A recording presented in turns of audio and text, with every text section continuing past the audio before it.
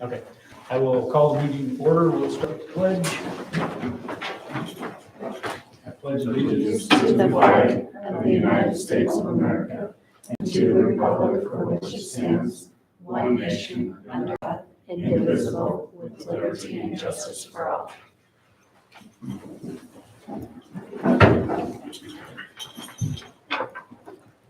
Okay, the board wants to provide ample opportunity for public comment on matters that come before us. Your input is important. If you wish to address an item already on the agenda, we ask that you do so when that item comes up for discussion.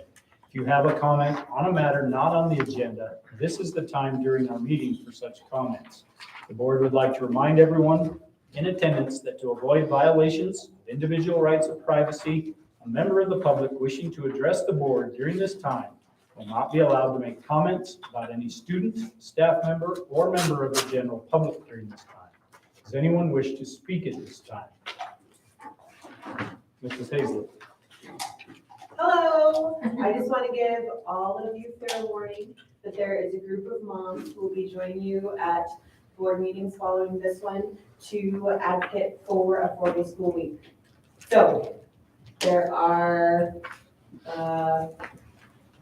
a lot of us, and they're getting organized. So that's coming up. Thank you. Mr. Schindler. Just a little rundown on the bus situation. Bus 2, which is the MCI, does not have air conditioning because they were unable to get parts for it for 50 some days. So hopefully by the end of this month, they will be here. It'll be cool, but That's fine. We'll have it for next year, right? Bus number 5, Van Boole. I ordered 3 fans for the heating and air conditioning system up in the cabin. Everybody was complaining about no air moving, and I found out that I got 3 fans that aren't working, so I got those coming. How far for the sped bus? How much work do we want to do on that? So far, I have not been able to find the clips for the windows. I don't know why. I've seen them on other buses, but they can't seem to come up with the passenger windows to let them down and up. We did get the air conditioner fixed, so we could close them. And then as it cools off, then the heater works, so everything should be that way. And then the only other thing I have, one of the lights on the Cedar Street side of the bus barn is not working. It's the north one. And when I started working with the buses this fall, the plug-ins on the outside, on the north side, are not working. I think that is a GFI plug-in because I went back to reset it once and it wouldn't reset. So I think that's all that's going to be. okay, so we just need to get an electrician, obviously. Yeah. So everything else is working? Everything else is That's pretty good. All right. Buses are all running all right. They're just complaining because they're hot. So, but the weather's going to change that. Yeah, we soon will be complaining because they're cold. Yeah. That problem will solve itself. Yes. I do know when you mentioned about the special ed bus, the compressor on the AC unit is probably not going to, it'll last enough to get through now, but not next year. So more money to put into it. Yes, it's It feels pretty good when you start and then it evens itself out. But, I ran it this afternoon and it's running fine. The big thing, like Ed said, is the windows. When the cold weather hits, we're gonna have to get those up and those clips are completely broken. So we'll have to figure out a way to keep them closed. They will stay closed. Will they? Yeah, we just won't be able to open them. it is an older bus, and I know Jeremy will speak a little bit to some of his plans, and that we've talked quite a bit about options and looking into other buses. So I guess it's doing the job right now. Some days. you'll make a note to have Jim check on the electrical side Yes. of the bus barn. Okay. Thanks, Ed. Yep. Anybody else? Okay. Any other correspondence that we need to address? Okay. Building project, Mr. Schwandel. I'll give you a quick update on the schedule. Project is going well. They have started to indicate that they're slipping a couple of weeks. At this point, we were supposed to be getting the building October 31st. They're struggling just a little bit. They've slid that a couple of weeks, just to give you guys a little bit of an update. I don't truly have an issue with it because the guys are here and they're working hard. I think they're running over the top of themselves, and why they lost a little bit of time. I don't think it's anything for us to truly worry too much about, but they did bring that up, so make sure that you guys knew that.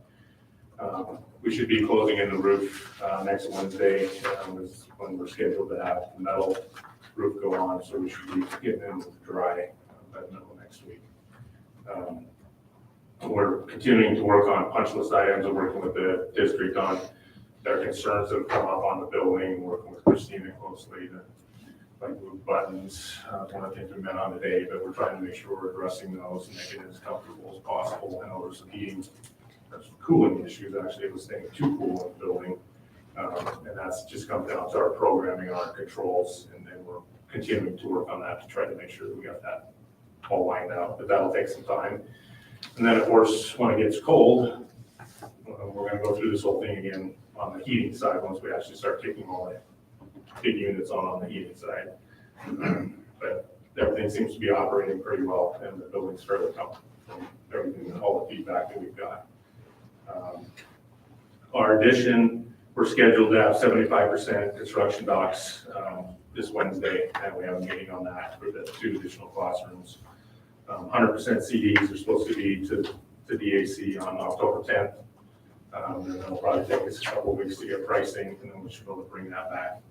Make sure you guys know where we landed pricing wise, get approval on that. The high school, last 2 components we have left to do in the high school, which they're working on currently, is the PA system, which is almost complete, and then the security, the high school security doors. The same person that's doing the PA is doing the security doors, so as soon as they're done with the PA, they'll start working on the security access on those doors. Rich is not here today, so I'm gonna fill in with his notes. The panel for the shop area is supposed to ship on the 29th. I know that they've been coordinating with the district, and Jason's been part of this meetings as well, how we're gonna take the class down for a little bit of time, and Susie's been part of that discussion as well. But the panel was the big piece that drugged us out, but we're finally gonna see it supposedly ships the 29th. Unit vents for the high school are coming up, they're shipping on October 9th. Those aren't as much of a concern because we actually do have heat in the building. It's just not gonna be delivered very well until we get those unit ventilators in there. Let's see. Sorry, should run my glasses. The home ec unit, that unit shipped without an economizer, but it was designed to have an economizer. That's currently, they ordered it, it's in shipping, of course, just in time for it to cool down. We don't need the economizer. But that will be taken care of. The VFDs are not going to ship till December, but we're just keeping the old VFDs running until the new ones come in. We'll just swap them out at that point. Middle school units are here, they're installed, and they're scheduled for startup on Wednesday. So we should have a little better control of our building after Wednesday. And then, of course, we still have to do all the programming for thermostats and all that, but it should be better in the middle school by Wednesday. After that, I'll take any questions if there is any. Are you referring to air in the middle school? Mm-hmm. Okay. Yeah, it's those big units that we took out at the back and we're replacing. All those are in, and they have factory startup, so they should be running by Wednesday. I think is when they're scheduled to start. Controls won't be there, so it could be cold or hot for a little bit until they can get it dialed in. So we'd be dealing with the same issues they dealt with in the classrooms on the south side of the building, the new building, so until we get the controls. Well, and obviously I'm gonna ask about the tech side of things. How's that patch worked out? Everything's okay? Everyone's happy? Don't have that discussion earlier today. Not exactly happy, Oh, but but- it's in progress. It's in progress. Yeah, it's in progress. And the items that Joe had brought up, I addressed with the contractor today. They were fully aware of them, and they're in. So one of the things that Joe brought up is that the specified outlets were not the right outlets in the first floor. I found out today, the reason they did that is because they couldn't get the other outlets, and they wanted to make sure that we had something that could run until they got the right specified outlets, and they're replacing them as they come in. Then some connection issue, they didn't run some wire to the music room, which they know what they need to do. It should have been run, they didn't get it run, they will get it run. And then there was a cable that was terminated that was cut during construction. Joe patched it temporarily, that they've got to come back and tie it in. Yeah, a fiber, a copper, or? No, it was copper. A copper? Yeah. So, yes and no. It's work in progress.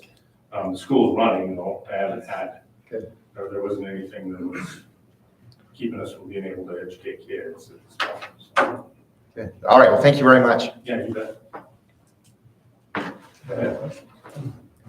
Thank you, Shane. You bet.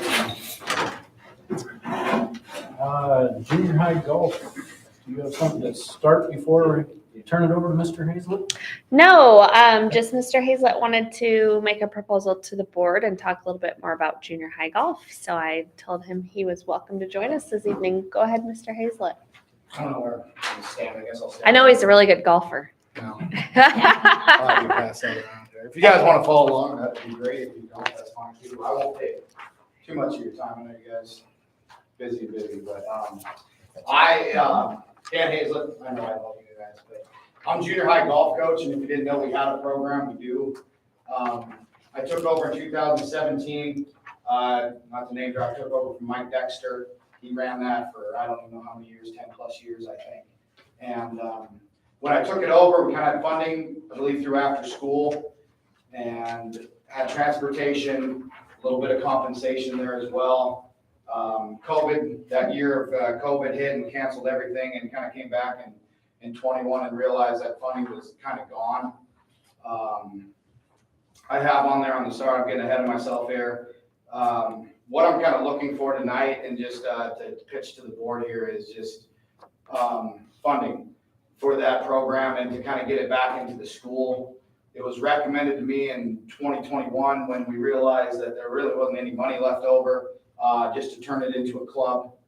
Previous superintendent said that's probably the easiest way to do this, not worrying about insurance for the school or anything like that and all the hassle that comes with that. So myself and Coach Jesse Swenson's his name, we turned it into Townsend Golf Club. And basically from there, it's just all volunteer. And the big thing is, when I'm looking at our participation over the last 5 or 6 years, you know, it stayed around 16, 15 golfers, and then 2022, 2023 came around and we jumped to 23 golfers. And I don't see that changing, as you guys are aware, I'm sure, with class sizes and everything. We're growing as a community, and I'm really excited that our program, I hope, is growing too. So that being said, my request tonight, first and foremost, is that we can have transportation to our tournaments when we golf. Usually we have about 3 tournaments a year, one in Three Forks, one in Cottonwood, that Manhattan Christian hosts over by Four Corners, and then I host one here in Townsend, so we don't need to worry about transportation there. But the last couple of years, I've been relying heavily on parents, mainly just usually a few, as you guys know, to bring these kids to tournaments. And last year, especially, 23 golfers we had, it kind of turned into chaos a little bit with finding rides, making sure they were good rides, kids were getting to and from. So that was kind of a little wear and tear on us as coaches. But I underline the big thing there. The biggest thing, it's kind of growing, and it's fun to see it grow over the last few years. We got Zorky now in. They come from a long ways. And Livingston, Manhattan Christian, Three Forks, us. But they all have transportation. They all have buses they're bringing. to the tournaments, to our tournament or to wherever. So I'm really hoping that's my first pitch for you guys tonight is somehow we can get this program back into the school where kids who paying athletic fees, and I know John Odell, I talked to him a lot, he couldn't make it tonight. We can have that transportation for our student athletes there for junior high golf. So I think it's not gonna go down at all. I think we're gonna keep our numbers. Those years before, 17, 18, 19, we had buses, we took them. It was awesome. Great way to obviously transport kids rather than parents. So that's kind of my big first pitch for the board here is just to really consider some way to work with athletics and our budget to find a way to support us for a couple bus trips and get us to and from those safely as we can. And I think the second there, I kind of bolded out, just I'm passionate about it, and I'd really like to turn it into a sport one day and actually, like track, football, or volleyball, or anything like that, have it to become a sport where we have stipend for coaches. Myself and Coach Swenson last 2 years have been doing this volunteer, and we love it. That's why we do it. We want to push golf and promote golf, but we're putting in 60, 80 hours probably in April of volunteers, so it would help a little bit with the compensation, but just turning it into a sport and recognizing it that way. So I think all the I's are dotted and T's, whatever, crossed there for the school and insurance. And I know you guys can figure that all out, I know. But yeah, that's kind of just my little spiel tonight about junior high golf and kind of all the information right there. If you have any questions for me, I just hope tonight, just to get that in motion, because I've been last year really wanted to do this. And then of course, you just get moving and life happens, and then we're in the season and I'm calling on a bunch of parents, and it's tough to get kids to tournaments that way. It really is. So Dan, you're running this as a spring? yes, this is spring. Sorry about that. Yes. Usually we start very early April, kind of with weather and everything, and we'll go to about the second week in May. And practicing a couple times a week, usually 2 to 3 times, working with the high school golf out there and practicing with them. And then, like I said, I host a tournament. Three Forks usually always has one in Manhattan Christian. We've had another one in Bozeman before with another school that used to take it, and I know Livingston wants to host one. So I feel it's growing in this area, which is exciting. And our connection of Zorky, they apparently like to come down and golf because it's a long way for them to come, but they come down as well. So sorry, long answer there. It does start in the spring for us every year. So. Dan and Jesse has also done summer camps for us every year with golf, and it's always full or beyond. Sometimes I'd call and say, would you take a couple more, just because there's that much interest in it. So it's good. It was great. And I mean, good numbers participation is awesome, but it presents some challenges too with a lot of things. So it's exciting to see more kids coming out. Yeah, because you do that for second, third, and fourth, fifth. We kind of try to get that hook kid on golf, and then this program, junior high, kind of try to get them going and keep our program in high school alive. But just my passion is just to get kids to golf and keep that alive. I work out there in the summertime, and I just love it a lot. So Dan, are we looking at 7th and 8th grade? It'll be 6th, 7th, and 8th. 6 through 8. Yeah, I usually try to open up there once 7th hits. Track kind of takes a lot of them too. Right. So we like that 6th grade and try to get a couple more kids, and we usually do. It's about 30 to 40% of our group is usually that 6th grade. So. Well, I know we all know to keep our high school programs strong. The junior high feeder programs are really important. So looking at it from a budget perspective, obviously figuring out coach stipends, we have something to compare it to. Transportation costs should be easy. Is there anything else in terms of cost to the district? Is there uniforms, anything other than? Yeah, potentially maybe, we a few years ago, we had enough money, like I said, I think through grants and stuff like that. We have shirts and hats. I mean, those will have wear and tear, but otherwise I've gone around. I mean, every once in a while I've found about 6, 7, 8 pairs of clubs. Kids don't have clubs. I still encourage them to come out. So every once in a while, golf balls, clubs like that. I don't think that could be a huge cost, because I know a lot of people can donate and we can find those in certain ways. But there'd be maybe a little bit that I could see working with Odell or whoever, John Odell, and finding ways to host golf tournaments out there and fundraise for that too, if that's legal to do, and checking with MHSA and just seeing what we could do. too. I think Title IX is awesome there because it's all boys and girls, so. You're right. Yeah. Yeah, obviously, I think it's probably easy enough to at least put some numbers Mhm. to it. Funding for our other, I guess, do we separate out our other middle school sports, basketball, football, as far as where that money comes from? There's Or the is- column there's the pay matrix for all the extracurricular and athletics. Right, no, And middle school has its own column. Is that what right. you're No, not for the coaches. I mean, just for the money that the district puts towards specific programs. Are asking? It all goes through Right, is it athletics. just middle school sports? Is it one lump sum? Or do we have those dollars isolated out per sport?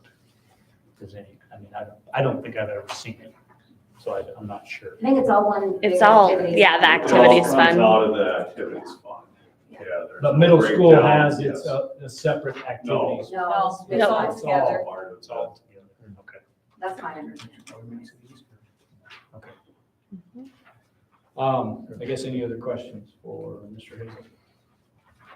I don't think so. Thanks for all the Thank information you for and your for what time. you've been doing. Yes, we will continue to Okay. look at this and see what we can do to make this happen if we think we can do that. Okay. I appreciate you taking the time. Thank you. Thanks, Could forward that on to the appropriate committee. Yeah, that would be a good one. Should have an activity. We have student services, which would be Sean and myself. And Vanessa.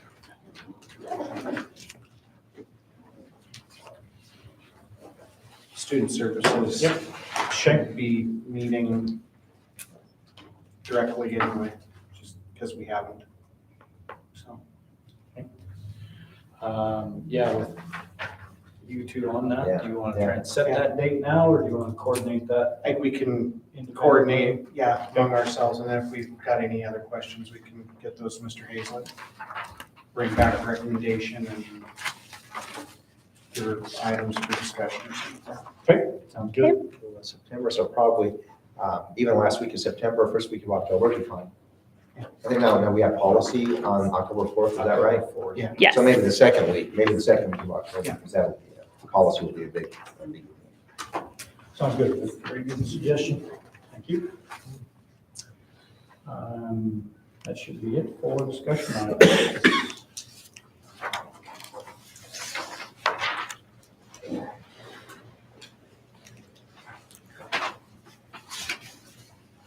I don't see a spot for our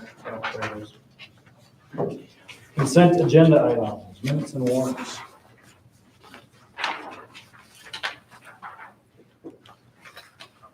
So I move to approve the minutes and warrants as presented. Second. It's been moved and seconded to approve the minutes and warrants as presented. Is there any discussion? Discussion? All those in favor, please say aye. Aye. Aye. All those opposed? Motion passed.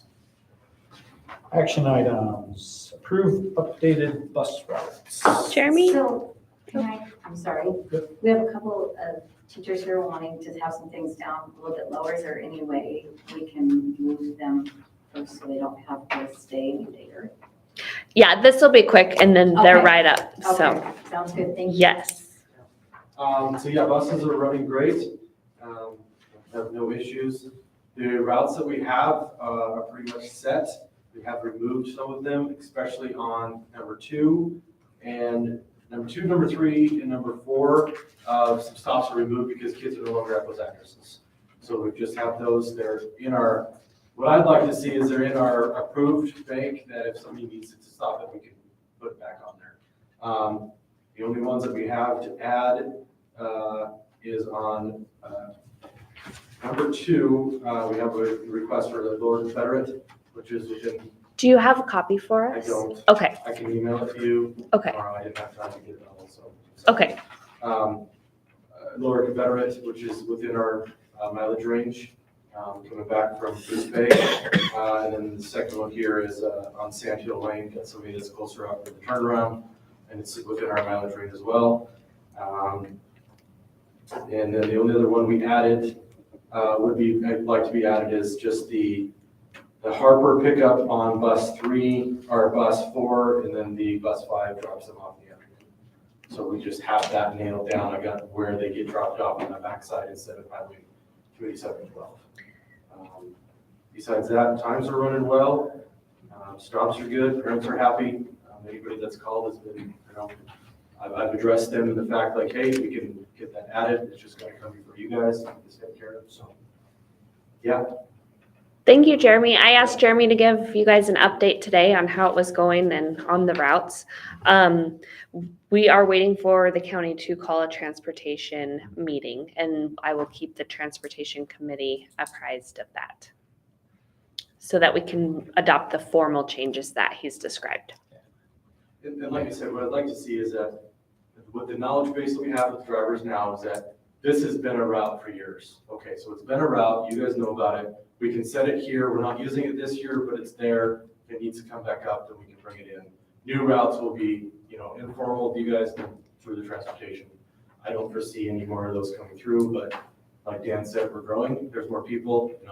There's new people coming in. But after these, we're in week 3. These first 2 weeks, it's really gotten down to we're pretty set on where our stops are at. Do you have any idea? Go ahead, good. Do you have any idea, just off the top of your head, a ballpark figure of total number of students that drive on average? Yes, it's an average of 45 kids in the afternoons per bus and roughly 40 to 60 in the mornings. On every bus. How many total buses now? 5. 5? Wow. No, I was just curious what percentage of our kids. This is not for right now, but later on, Canyon Ferry number 2 is getting full. I got a 71 passenger, and some days she's running 65, 66. So we can't any more. We're gonna have to figure that out. But I have more stuff that I can look at that we can tailor some of these routes when we get there. And then as far as the sped route goes too, I do have a lead on a 59 passenger handicap bus. Won't know anything till October, but that might alleviate some of what the school has with theirs. It's a full diesel, running bus that we could use to maybe tailor that Route 6 for a little bit ease of some of these other routes and actually use it full time for things. But obviously that'll be a later date when we actually get that figured out and to the point where we know what we can do with it. So that's what I got going for that one. Thank you. Well, a Thanks for couple your quick time. questions. Yeah. Any idea on the timing around the transportation committee meeting?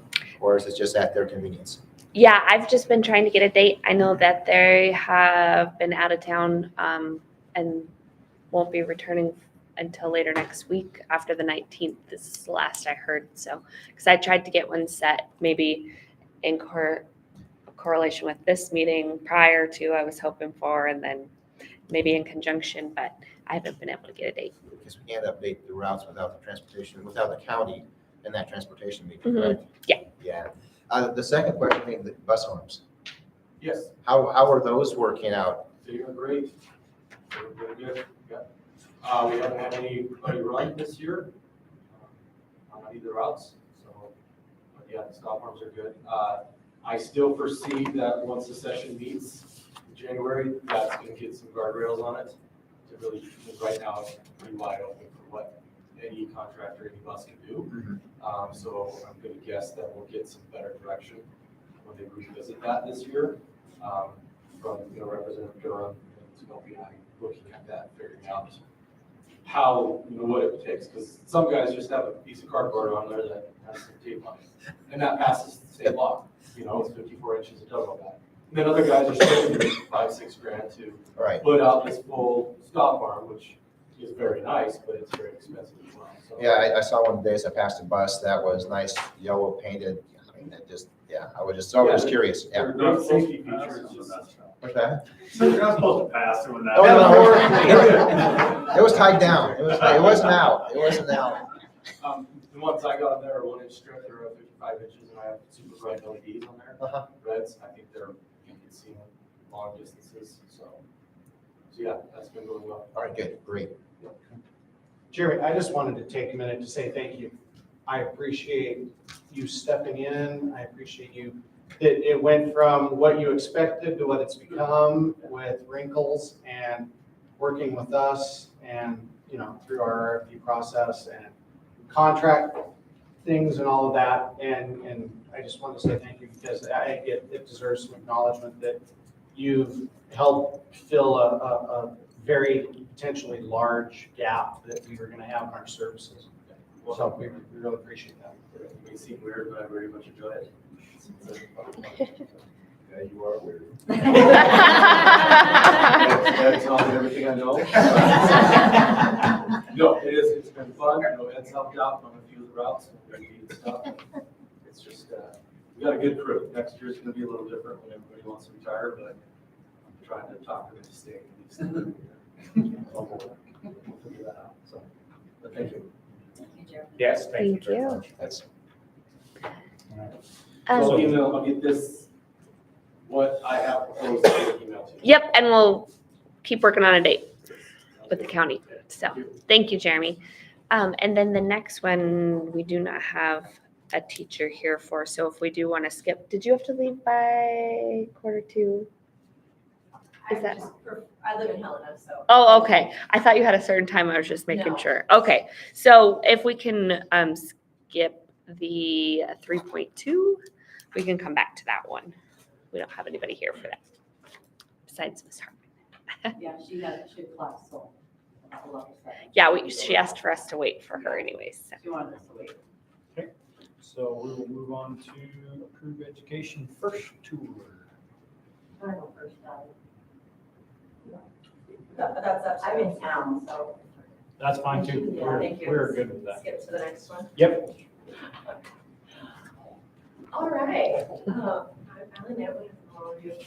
Last year, I was connected to a program through Japan. So their government runs this Friendship Ties program, specifically the North America program is called the Kakahashi Project. Kakahashi stands for Building Bridges. We are partnered with the school in Reed Point because they were the original school and they didn't have enough students because we only have about 15 there. So we were able to add some students to this program. During regular times, the goal of the program is to send a group of American students and some chaperones to Japan, and then some Japanese students to America to just have this little cultural exchange. Last winter, spring, we weren't able to actually do any international travel because Japan's borders were still closed, so we just did a virtual exchange. This year, however, they have opened their borders to tours and reached out to see if we were still interested in bringing some students over to Japan and also receiving some students from Japan. So their objectives for the program, I apologize, I don't have copies for you. They have copies. Well, they do. Yeah. Beautiful. Their objectives are to promote mutual trust and understanding among the peoples of Japan, the US, and Canada, and to build a basis for future friendship and cooperation, to encourage an understanding of Japan, and to convey information about Japan to the public through participants of this project. So they do request when students return, they share their experience to their peers, to the community, just share what they learned. So this year, they originally wanted us to come in November, December. That is a really tight timeline for all of us to get everything moving. So they have pushed that back at the request of both Reed Point High School and our high school to a February or March trip for our students if approved. We have 9 students from Reed Point, 10 students from Broadwater, with a chaperone from each school to attend with them. We would go to Tokyo first, and then after a little bit of time there, we would travel to Okinawa. That would be our local kind of school focal point. We do lots of different things. I've learned about the Japanese government. We visit their Diet building, the Parliament building in Tokyo. We go to historical sites. We have some cultural things like a tea ceremony or something like that. In Okinawa, we would visit a school. We would also visit a home to see how they live, and then do some more local government type things. And then on the other end, Japanese students coming here They said they could do it a couple different ways. They could send all 20 of their students to one school, or they could split 10 and 10, 10 here and 10 to Beach Point. I feel like that may work better, but they said they could do whatever works for the schools. Really, our responsibility on that end is very limited. They have a whole program that makes their entire tour, so they go do other things. I bet they'll visit the Capitol probably and do some history stuff. What they would be looking for is a school visit, just to attend some classes, maybe have a little assembly so they could present about their own country, and then a home visit. They used to do a home stay in the past, but just with their own COVID guidelines and procedures, they prefer just a home visit. It would be a lunch and a little walk around. We'll see what that is because they would like to come in December. So I don't know if they want to do any walking. As far as costs goes, hardly any on our end, on the student's end. So they cover, sorry, let me get to my little sheet here. All of their air travel. I would assume we fly out of Bozeman, so we would have to provide transportation or parents or however, that was decided. Transportation just to get to the airport and back. But from there, they cover all of the airfare, any other transportation while we're in Japan, our accommodations and meals. They do have overseas travel insurance, so I don't really know much about travel insurance, but you guys might. And then all the admission fees for any of the activities that we'd be doing in Japan. So essentially, like once the kids get there, it's all paid for. The only things that would be on probably the families, they are required to be fully vaccinated. So that is one thing for our families to consider. So if that hasn't happened, they'll need to make sure that gets done. And then we have to have a negative COVID test 72 hours before we leave. And then we will have to get a visa. They said they'll help us with all of the paperwork, all the things we need to do. It's about $20.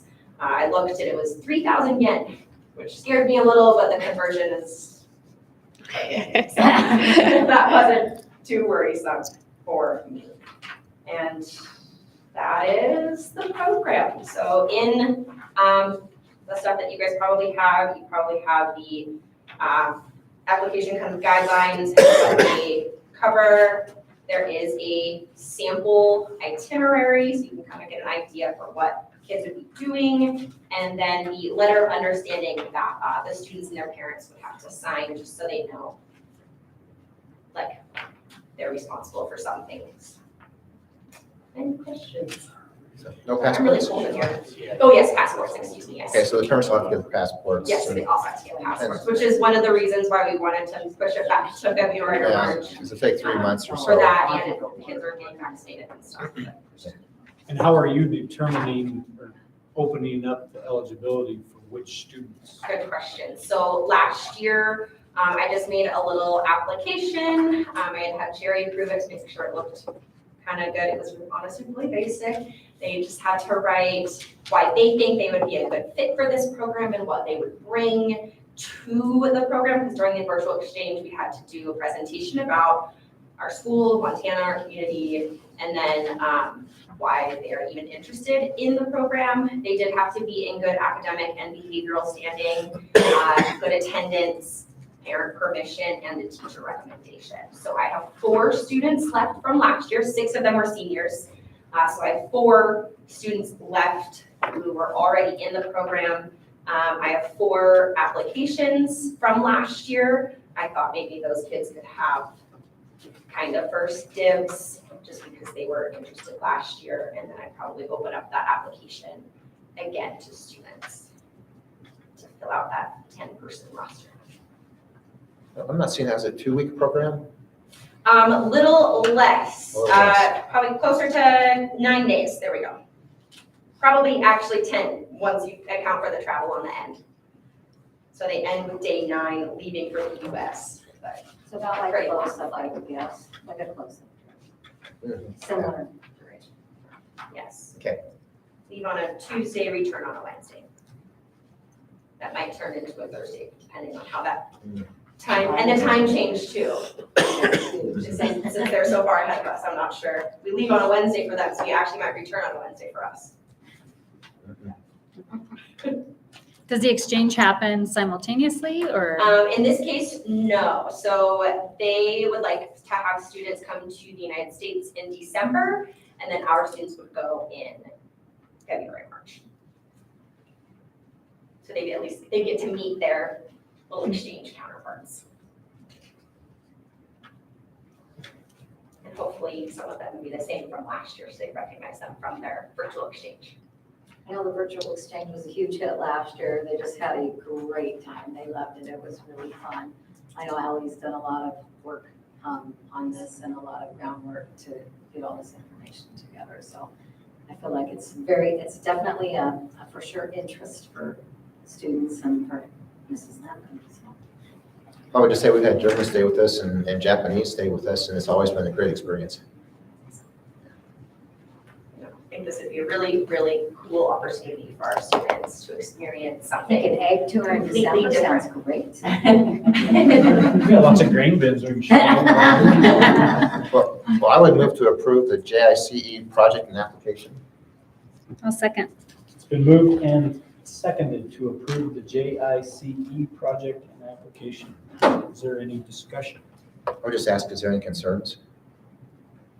They pretty much addressed the ones we had. Ally did a good job front loading that. Like at one point, we were interpreting the information they were sending us as only one chaperone would come for both schools, and that was a little bit concerning. One total. Sending our kids to Japan with somebody we don't even know. And I was like, well, I don't feel real good about that, but they clarified that, so we got all of that, those things straightened out. And just obviously, heavy schedules. I mean, kids are involved and busy, but the kids that really want to do this would prioritize that. And they're pretty good about working with dates with us because we know, like, you know, February is really hard because we're into a lot of tournament stuff and, you know, all of that. So I looked at March, and really it was like the first week was state basketball.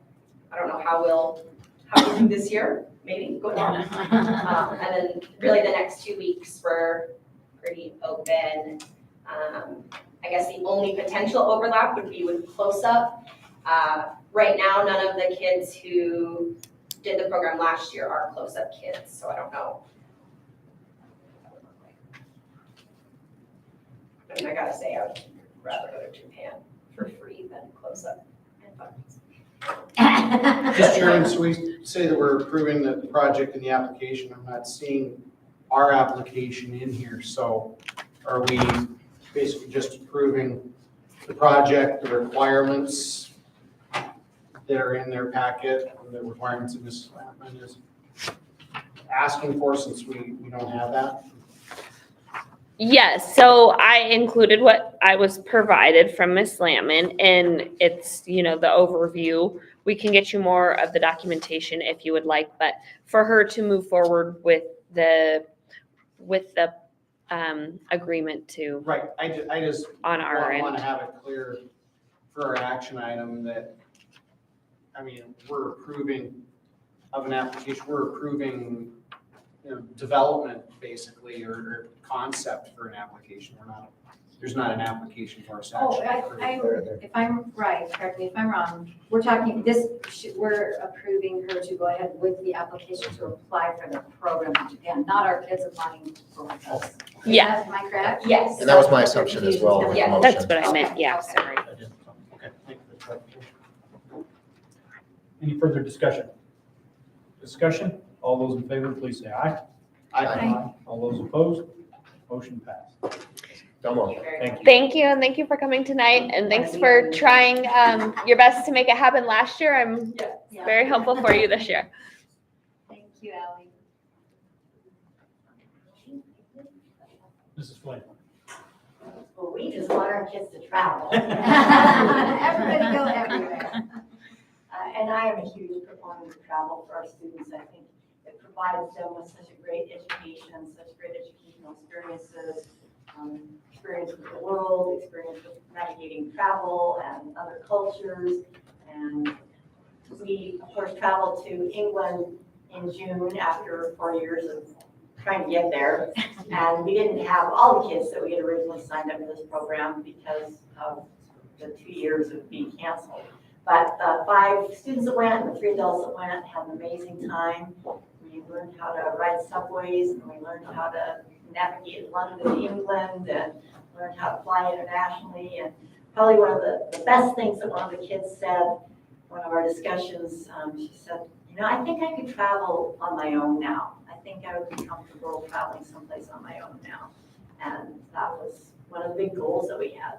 So after it took 4 years to get to England, my intention was, I guess that I'm not going to do another one. Because I was going to do a couple, and I thought, well, that just took a long time. And then I had kids say, so when's the next one going to be? Really? So we are proposing a trip in 2024 to Italy and Greece. And again, this is with Education First. It is a company that has done these trips for 50 years. So they do all the planning, the organization, arrange the guides, have the trips all planned out. So we don't have to do any of that on our part. They do an excellent job. I felt like everything went off like clockwork on our England trip. And I've had friends that have used the company as well. So this trip is an 8-day trip. It lands in Rome, Italy for a couple of days, and then it goes to Athens, Greece for 4 days, and then the other days on the ends are travel days. You have some free time in there. It is based on seeing a lot of the really main tourist attractions around there. Because I teach mythology, I try to orient it toward an educational background as well. So while the kids would not be required to take mythology, I would strongly encourage them to take that class over the next couple of years if they attend. And then they have that background as well, and it becomes an educational, it's not just a vacation. There's a lot of education involved. In England, we went to Stratford-on-Avon and learned about Shakespeare, and went to 4 theater plays, and one of them was literary based as well. And so I believe it should be educational to the classroom as well as a life experience in education. Anyway, our trip obviously is a little bit different. It will be in the summer, so kids won't miss school for this trip. It'll be right after school gets out, so then they can get on with their lives. But it is not, it's a school club, basically. It operates like a club. It's under our school activity program. The school has no expenses associated with it. Just the fundraising that we do is funneled through the activity fund, and hence then the kids are covered for liability in their fundraisers if they're selling concessions or whatever. Once they're on the trip, they have trip insurance through EF, and then also they can purchase their additional trip insurance. So there really isn't anything on the school as far as that goes. Do you have to be in good standing? I mean, Well, yes, but in terms of funding or any responsibility like that. But yes, they do. We've asked them, to have good attendance, be in good standing, behaviorally, academically. But for this trip, they have to pay. Japan is paying for their trip. These other countries really aren't going to pay for it. So I don't have the exact numbers. So there is an informational meeting scheduled if this is approved, because the gal needed to get it on her docket. So at that time, she would have figures. The England trip was around $4,000. I'm guessing this one will be similar, which really is a screaming deal for international travel, because it covers the airfare, covers all the lodging, covers all their food. Well, it doesn't cover lunches, I guess, because they wanted to go do their own lunches just to experience it. Covers the tour guides, admission to any of the museums, activities, all those kinds of things are all covered. So I guess since Allie had mentioned it, similar to the Japan trip, participants would have to be vaccinated. And that's mainly an other country requirement, and would have to have a COVID test before they go. Most of the outside countries are requiring that to come in, and a passport. Don't have to have a visa to go to Italy and Greece. So anyway, I have a lot of kids that have expressed interest. I don't know how that will translate, but it would give us 2 years for us to fundraise, if they want to do fundraisers, or for them to start saving money from their jobs, or get money from parents, relatives. They can deposit right into their fund for birthdays, Christmas, whatever. So that gives them a pretty reasonable amount of time to raise that amount of money, if that's what we decide to do. So interestingly, Allie has offered to be a chaperone, because we need 1 for every 6 students minimum. And I would hope that we would have, that many to go. If we get more than that, we can add chaperones. And I mean, teachers can go if they want to pay $4,000. When you take more adults, it's just kind of up to them. Anyway, I wanted to bring it to you guys, see if you had any questions, and be sure to have your blessings for the program, because we appreciate your support. I would also move to approve the planning and fundraising to begin for the Education First Tour 2024. Second. It's been moved and seconded to approve the planning and fundraising to begin for the Education First Tour of 2024. Is there any discussion?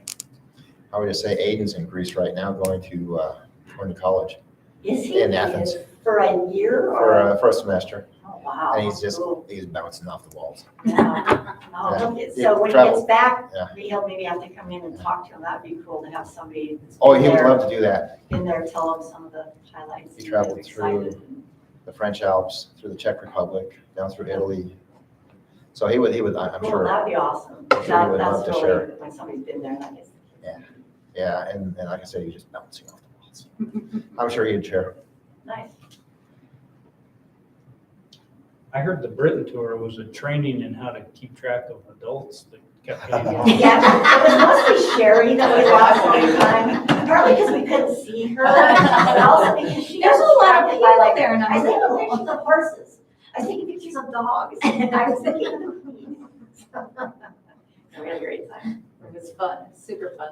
If you have children in high school, come to the meeting, come find out what it's about. It was super fun. Great experience. Thank you very much. Any further discussion? Discussion, all those in favor, please say aye. Aye. All those opposed, motion passed. Thank you Ms. so much. We'll keep you posted. Thank you, Jill. We're still waiting, so approved contract with Macy Hensey for ASL interpreter. So Macy Hensey has agreed to do part-time interpreting, American Sign Language interpreting for us. And we're very lucky to have someone. I know many districts without. And Lorinda has been gracious enough to sub, even though she retired and wouldn't let me talk her back again, like I did last year. So we have been trying to get as much coverage for our students that need this service as possible. Ideally, we would have, someone full-time and consistent, but Macy's able to do around 3 days a week, and she's been trying to give us her schedule a month in advance, which I've been working with Mr. Rock on, and his team did a training that was with the Montana School for the Deaf and Blind. We get provided services by them and consultation, and so we're all working together to support the student and the needs of the sign language program. So trying to work with Mr. Rock and make sure he and his team know who they're going to have when, and that we have as much coverage as possible. But we're doing our best. We still have it advertised as well.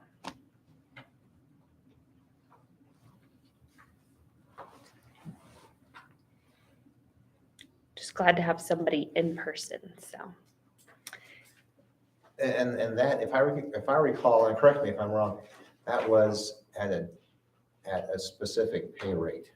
Yep, she has an hourly rate, and then we keep track of her hours and days. Yep. So with our sub, would she sub like once a week or something, or is it something It varies less? according to her schedule, and that was part of her retiring, was that, she had some things planned, and so she's been subbing if available on those days that we don't have Macy. Okay. And then we've been working with the consultant from was her name Katie? Katie. The consultant from MSDB on the days that we don't have services, on what we can do in those situations and what we can provide. And the staff's been getting some training on techniques and tips for working with the student now that they're in middle school and that kind of thing. So there's a lot more teachers involved now, and it's a little bit different of a classroom setting. So we've been working with MSDB, and Mr. Rock arranged a really good in-service for his teachers on that. I move to approve the contract for Macy Hens as interpreter for 22-23. I'll second. It's been moved and seconded to approve the contract with Macy Hensy as interpreter for 2022-2023. Is there any discussion? Mr. Chairman, if I could, what kind of a contract? I mean, she's not a part of the bargaining unit. Is it just considered to be just like an independent services? Yep, she's an independent contractor and she provided us with a contract. Mhm. And if you'd like to review it, I have it available. Just, we don't usually put people's Right. contracts in. So, but I did make sure, I let Jason know that if any of you guys had interested in reviewing it, you are welcome to come take a look. So Christy and I both have it on file. Any further discussion? Discussion, all those in favor, please say aye. Aye. All those opposed, motion passed. Approve the fifth grade field trip to Montana Learning Center. So Miss Gilligan submitted a letter and it is the traditional field trip to the Montana Learning Center. And I know they're very excited about that. We have Indian Ed funding available for that. And they do, because they do some Indian Ed learning activities as well as some STEAM. So Miss Hartman, I don't know if you have anything to add. I know you and your husband brought pizzas out to the kids last year. Every year. It's phenomenal. It's really cool to see all the kids and what they do out there and what they take in. And it's a great place for it to happen, so. It's a great site. I know that they had to do a lot of work on it in the last few years and had it closed down for a while, but I hope that it continues to be available. I used to do bird watching with my students out there. They had some really great programs. I'll move to approve the fifth grade field trip to the Montana Learning Center. Second. It's been moved and seconded to approve the fifth grade field trip to the Montana Learning Center. Is there any discussion? Discussion, all those in favor, please say aye. Aye. All those opposed, motion passed. Approve FFA trip to nationals. You have also, I've mentioned it at prior meeting, but there's also a email in here from Miss Lockery about her proposal for the students to head to FFA nationals. Is there anybody left in the school? I feel left out. Like, where do I get to go? We're gonna leave. Right? It's all at different times. Everyone's heading out. Where is this at? Indianapolis. So it sounded like the situation was, I guess, correct me if I'm wrong, Jason. I think our team took 4 and the top 3 went down and nobody wanted to go. So that opens it up for our kids to have the experience to go to nationals. From the next in line to get that opportunity.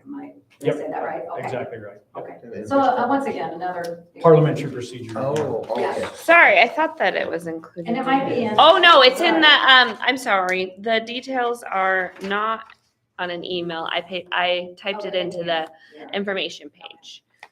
Yep. Which I So, don't know if it matters, but there would be one correct. Colton actually will not be going because he actually competed the last time when they won it. And you can only compete at nationals one time in one event. oh, wow. So they actually have to replace him in that competition. I think she just used the same names that won from. Yeah, she said if interested and available, and she listed out the names of the Well, I think she actually forgot, to be honest, students that he couldn't wasn't compete able to again. compete. But I believe they have found that replacement. I really enjoyed watching them at the FFA convention in Bozeman compete. That was really incredible. And this is a July trip, is that right? No, it's in October. Oh, it's October. In October. End of October. I move to approve the FFA participation in nationals. I'll second. It's been moved and seconded to approve the FFA participation in nationals. Is there any discussion? Discussion, all those in favor, please say aye. Aye. All those opposed, motion passed. Approve the roofing project at 114 North Pine on the rental house. So I attached, as we were getting ready for our new tenant, we went through, ordered some new doors. Jim and his team did some work on painting. The deck had an awning over it that was, looked like was gonna come down. So I asked them to remove it, and we just went through and kind of made a list of what needed to be done over there. And I asked him to take a look at the roof, and it does need to be replaced. And we did receive hail damage money for that. So he went ahead and got a quote, and the quote and the hail damage information are attached. So I would like to move forward with getting that repaired. I'll move to approve the roofing project at the 114 North Pine rental. A second. It's been moved and seconded to approve the roofing project at 114 North Pine for $8,300. Is there any discussion? One thing we do need to do, and I meant to do it today and I forgot, we need to ask Shane on that, because what we got paid originally would have been the depreciated value of that. And there's still, insurance company, I believe, Kevin might be able to add to it, that they have to make us whole too, correct? And so there is a chance that we can still get at least another portion of that difference between those two. Like I said, I meant to ask Shane Right. today and I forgot to do that. I was wondering about that also. Because I know, we've discussed it at length in terms of the high school and the middle school buildings, knowing that what we got paid on, when they just wrote the check and said, here you go, we don't have to just accept that and walk away, because over time, the cost of replacing that, there is another value, and I can't think of the word right now. I think depreciated value, I think that's correct. Okay. So, But they should be paying the balance of it. Right. To do the job. it's a matter of. Once it's completed, Yes. I believe we Carry can forward. submit that. That's how I had to do on my house anyways. Okay, Yeah. any further discussion? Discussion, all those in favor, please say aye. All those opposed, motion passed. Thank you for mentioning that, though. I'll make a note to make sure we follow up on that. Approve substitute pay and long-term substitute pay for the 2022-2023 school year. So the pay that we previously had for substitutes is not within the minimum wage limits. So we definitely need to increase that. I recommend that we pay $97 an hour. I know I've shared, a day. Hey there. I'm just cruising here. Okay, so $97 per day or $48.50 for a half day. And that is, we did do some research on that. I shared the spreadsheet with you of our surrounding school districts of various sizes. I think that that's a reasonable rate. It comes to $12 an hour, which is kind of strange, but I think that that is, more reasonable. Hopefully we can get subs here for that. And I know that when the pay was quite a bit lower in the past, they said it hardly covered their gas for some of them to sub here. So it wasn't, even though people that do it aren't often doing it for the money, they, want to be involved in the school, or it's retired educators or folks like that. So want to make sure that we can compensate them and get subs here. And then also for the long-term subs, in the past, we did just a couple dollars more an hour. And I think that there needs to be acknowledgement of long-term subs and then certified versus non-certified subs. So one thing we can look at is having a difference for the certified versus the non-certified subs. I had listed in here 110 for certified and 105 for non-certified. But realizing that they're making that commitment to a certain time period, it's not flexible. They can't, just take the job or not take the job. A lot of times we're super happy to have those people make that commitment for maternity leaves and those kinds of things. And then if they have the certification, that helps us out, especially depending on the length of the sub. So what was the pay? Do I remember it at 75?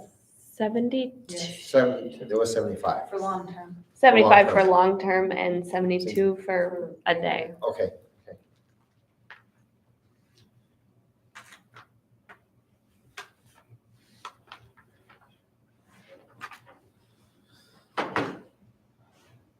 How will this impact the budget? And I think it's necessary, but how much will this impact the budget? This is one of those that is really challenging because last year we had astronomical numbers for subbing, right? We right now have been able to use ESSER funds to help cover some of that, but really abnormal over the last couple of years. So it's hard to say how much we would need to spend on substitutes. It's really hard to go off of the last 2 years. So I had a hard time with projections for that. This is a 1 year, recommendation. This can be changed. This isn't negotiated. So if it wasn't, we are still kind of under that COVID situation where we still don't have some at risk or some of our veteran subs that used to sub for us. So, and we still have the ESSER funds to support this, but if it's not sustainable in the future without having ESSER funds and something that can be looked at again. But this is what I would recommend while we're still somewhat under the COVID circumstance and we have the ESSER funding to allow for this in the budget at this time. And and I didn't see the spreadsheet though. What is the average with other schools? For the sub pay? Yeah, for sub pay, long-term sub pay, just the comparables. The lowest I saw was $90 $90 a day, and most of them were well over 100 into 130, I think was the highest. Oh, wow. Minimum wage went up to $9.75. So Montana, we increase it based on CP adjustments, so consumer price index, CPI, so, and it went up. And probably will go up again in 23. Inflation and things like that have a tendency to do it. So, yeah, we're playing a little bit of catch up, but, hopefully that catch up, the increments will be a little bit smaller versus, basically a 25% bump. I talked to a Class C district that was still at $85 a day, and then they were at 90 for long term. So I just happened to be on a phone call with one of my colleagues when I was working on the packet and asked them, but they were quite a bit smaller district. It's hard also, I think, with staffing in general for us being in between, Helena, East Helena, Bozeman, Manhattan, all these places where they have a little bit bigger budget and it's not that many miles where if people will drive the distance if it's that much difference in pay, so. Mr. Chairman, I move we approve sub pay at $97 a day for full day, $48.50 for half day. And then the long-term sub certified for $110 and non-certified for $105 a day. A second. It's been moved and seconded to approve substitute pay at $97 per day and $48.50 for a half day, and for long-term subs, approved the pay of $110 for certified and $105 for non-certified. Is there any discussion? Discussion? All those in favor, please say aye. Aye. All those opposed? Motion passed. Approved pay for educators fulfilling additional duties. Okay, so Mrs. Hartman and Madison Flotting, our new elementary and middle school counselor, attended the school safety summit in Butte with me this summer.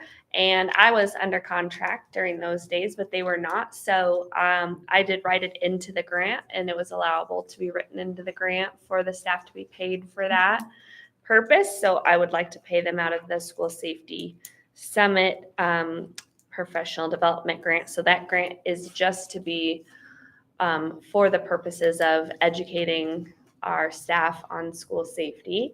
And so I'd like to pay them out of that grant for the days that they spent in Butte at the summit. And then also Ms. Lockery for her assistance in additional work on the Carl Perkins grant, which was due September 1st. So those I would request the board fulfill for their additional duties. I approve the additional duty pay as presented. I'll second.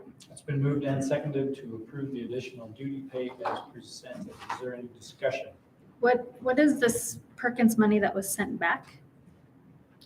Okay, Is that something so different? we get a certain amount allotted, and we requested more than we actually expended, and so we're sending the extra back.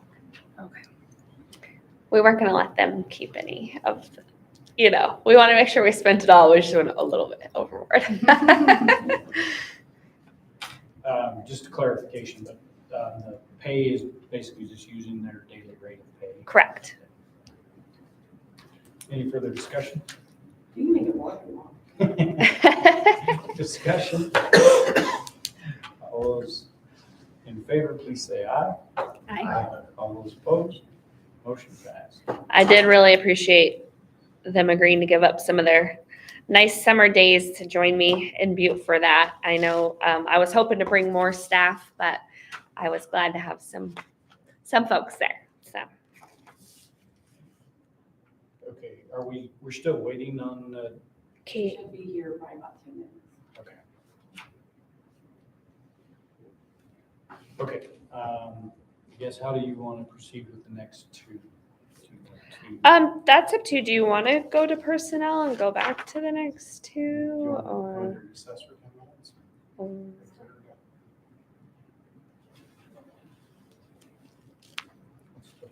Will of the board. Let's jump to Can we look at personnel, just spend Personnel. time wisely, I guess? Okay. We will jump onto the personnel. Looks like we have one resignation. Yeah, Linda Chamberlain has been with us a long time and will be very missed, but is going to be resigning. So we'll wish her the best. I'll move to approve the resignation of Linda Chamberlain. I'll second. It's been moved and seconded to approve the resignation of Linda Chamberlain. Is there any discussion? Discussion? All those in favor, please say aye. Aye. All those opposed? Motion passed. Employment. So Lorinda Stokey, like I mentioned, has agreed to come in as a sub interpreter. And that will be at a rate that's set differently than the regular sub rate since it's different kind of service. So just as long as you are aware with that, of that and agree to that, I will keep you apprised by that and we can discuss that further. We also, I've been trying to contact Linda to make sure that she felt comfortable with this. But we were hoping to temporarily employ her for training of administrative assistant. So she is coming on to help with some of the new positions that we're filling. And she's worked with Amanda Hazlett a little bit.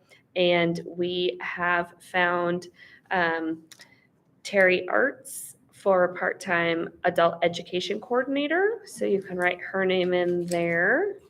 And we have also hired Vicki Harvey for the radio programming. Those are things that Melinda used to do.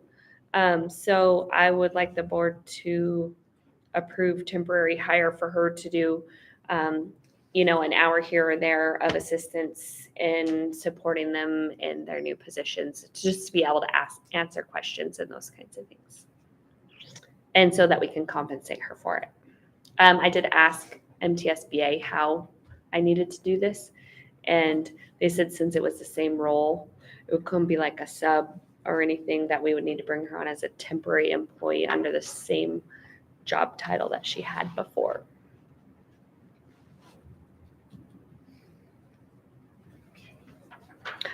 So back to it. We had a lot of subs. I don't have any on this list, but we're excited about our sub list for this year. And Amanda's going to be working on doing some more work on making sure that we have all of them in ASAP and everybody knows who they are.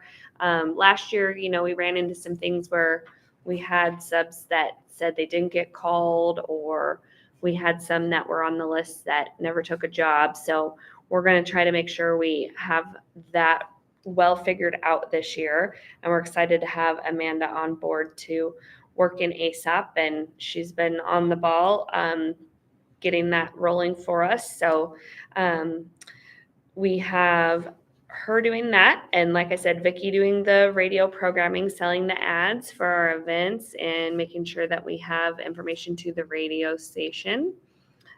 Katie Goodman doing the after school program director, Terry Arts for part-time adult education programming. And that important part of that position also is keeping track of the facility usage and calendars. So they work closely in conjunction with Sherry on that. And then for paraprofessionals, we have Liz Altanova, Sherry Toney, Tansy McDaniel, and Simone Dominguez. We are in search of kitchen help, so make sure you let anyone know that might be interested. We have a kitchen aide position open that's 8 to 2, and we have a morning cook that's 6 to 2 at a bit higher wage. And then I know that Mr. Odell and Sherry are getting ready to do some coaching interviews for C Squad and middle school. And then we still have a potential custodian opening. We're working with Mr. Riddle to see, he's still trying to figure out what the needs are with the new building and facilities and how the schedules are. Some of the custodians got adjusted and schedules got rearranged with Roger leaving and that. So I would recommend that you hire the above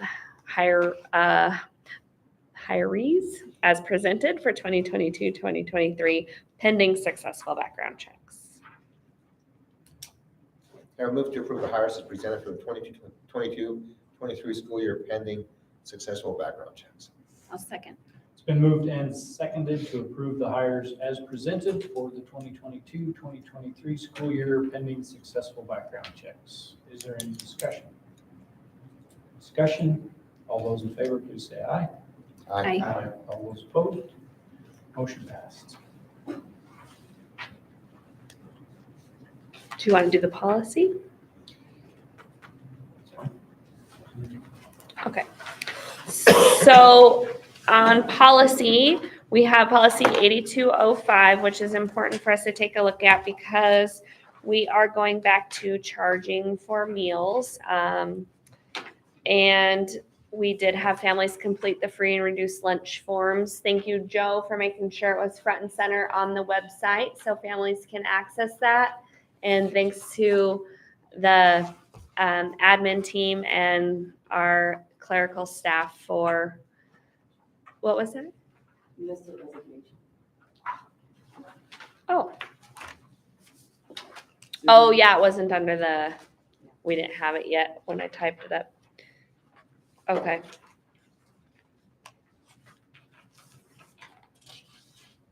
Where is it? So that's one. That was Susan Treaster? Yeah.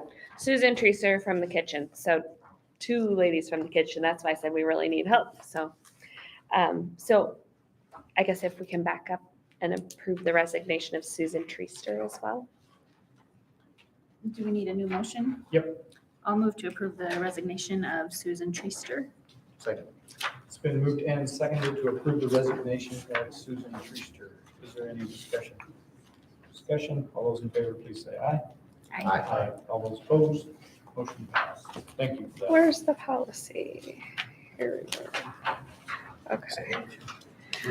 Okay, so, yes, item 314, policy 8205, meal charge policy.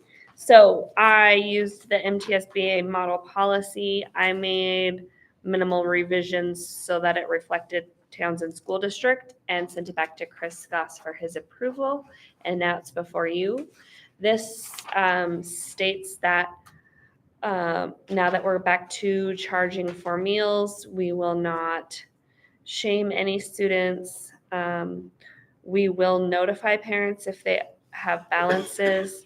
If a student asks how much money they owe, we can tell them how much money they owe, but we cannot tell a student without them asking that they owe the school money.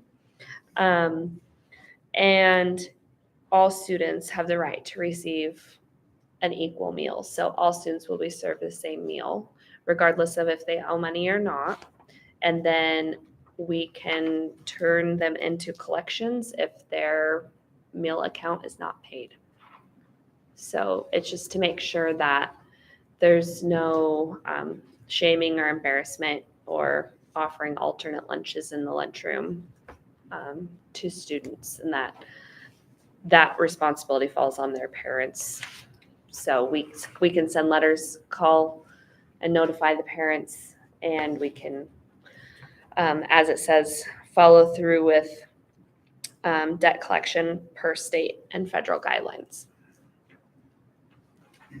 What's the charge on the meals?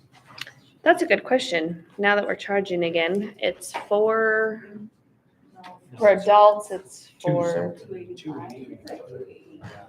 two, and for adults, it's for something. I think it's in my budget sheet somewhere. Is there a free and reduced as well? Yes. Yeah, so that's the forms that we've been, and I thank Joe for putting on the website. We've been really encouraging, and they've been coming in, and Allison has done a great job. Christy's been helping them a lot with getting those entered, and because we hadn't done that for a while. Yeah, so the full price is $280 something, and then free and reduced is some portion of that. Some students are free and some are reduced. Right, okay. Do we know the percentages? Yeah. Lunches are what? Lunches, so reduced always stays the same. It's 30 cents for breakfast, 40 cents for lunch. And the student price goes up 10 cents each year. If and when you can ever catch up to the federal rate. So it's $285 for lunch, $245 for breakfast, and adults $410. $410. What happened, was it a grant or special funding that it was free last year? Yeah, USDA waived it for the last 2 years, Yeah. For COVID, from March. And I read an article this morning speaking of that very thing, that's a point of discussion, free lunch. Yeah, I was really hoping that it was going to be extended. So it was open for 2 years, and it was an application process to apply for it. So it wasn't applied for in Townsend the first year, then we applied for it last year. And then I was hoping it was going to be, continue to be open, but it wasn't. But I think that people saw, how obviously incredible it was for schools and for students to just be able to provide everyone that. If you hit a high enough threshold, I think it's 80% free and reduced in your school, then you're at that mark anyways. Everybody gets free and reduced. So I know of one school in Helena that's under that guise, for example. But then it just keeps it really easy. And the parents were very grateful. Parents from all backgrounds were very grateful last year. So, So now what are we at?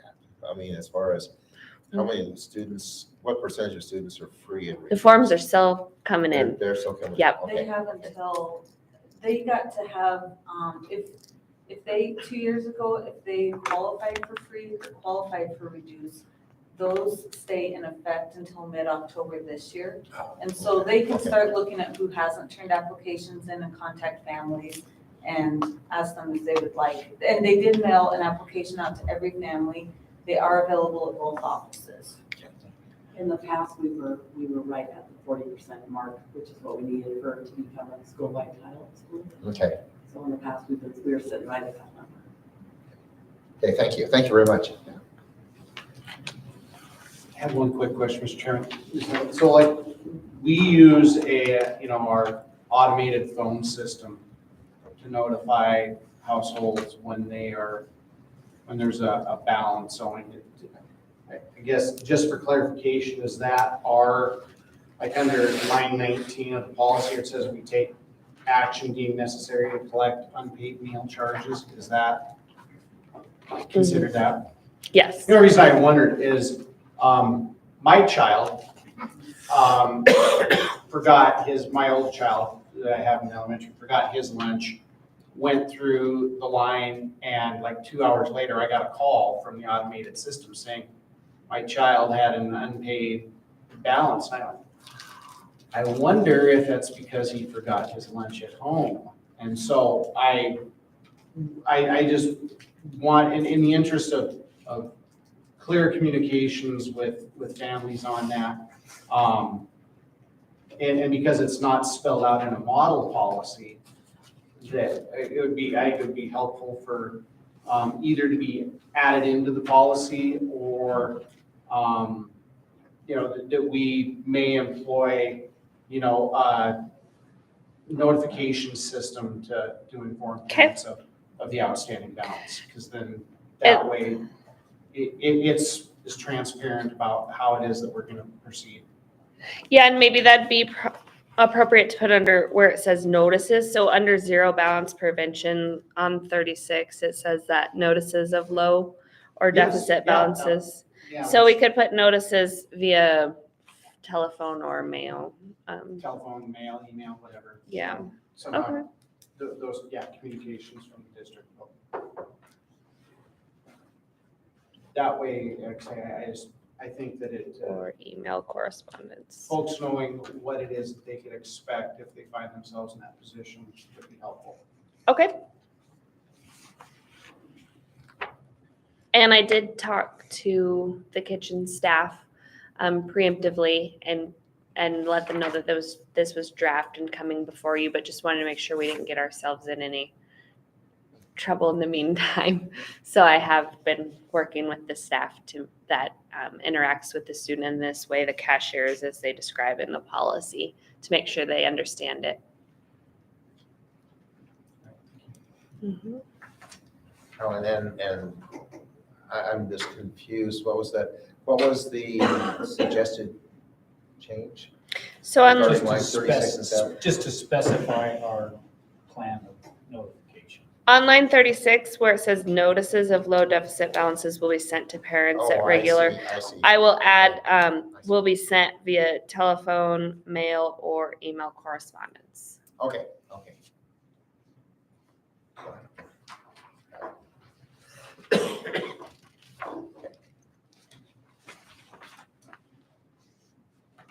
Is there a motion?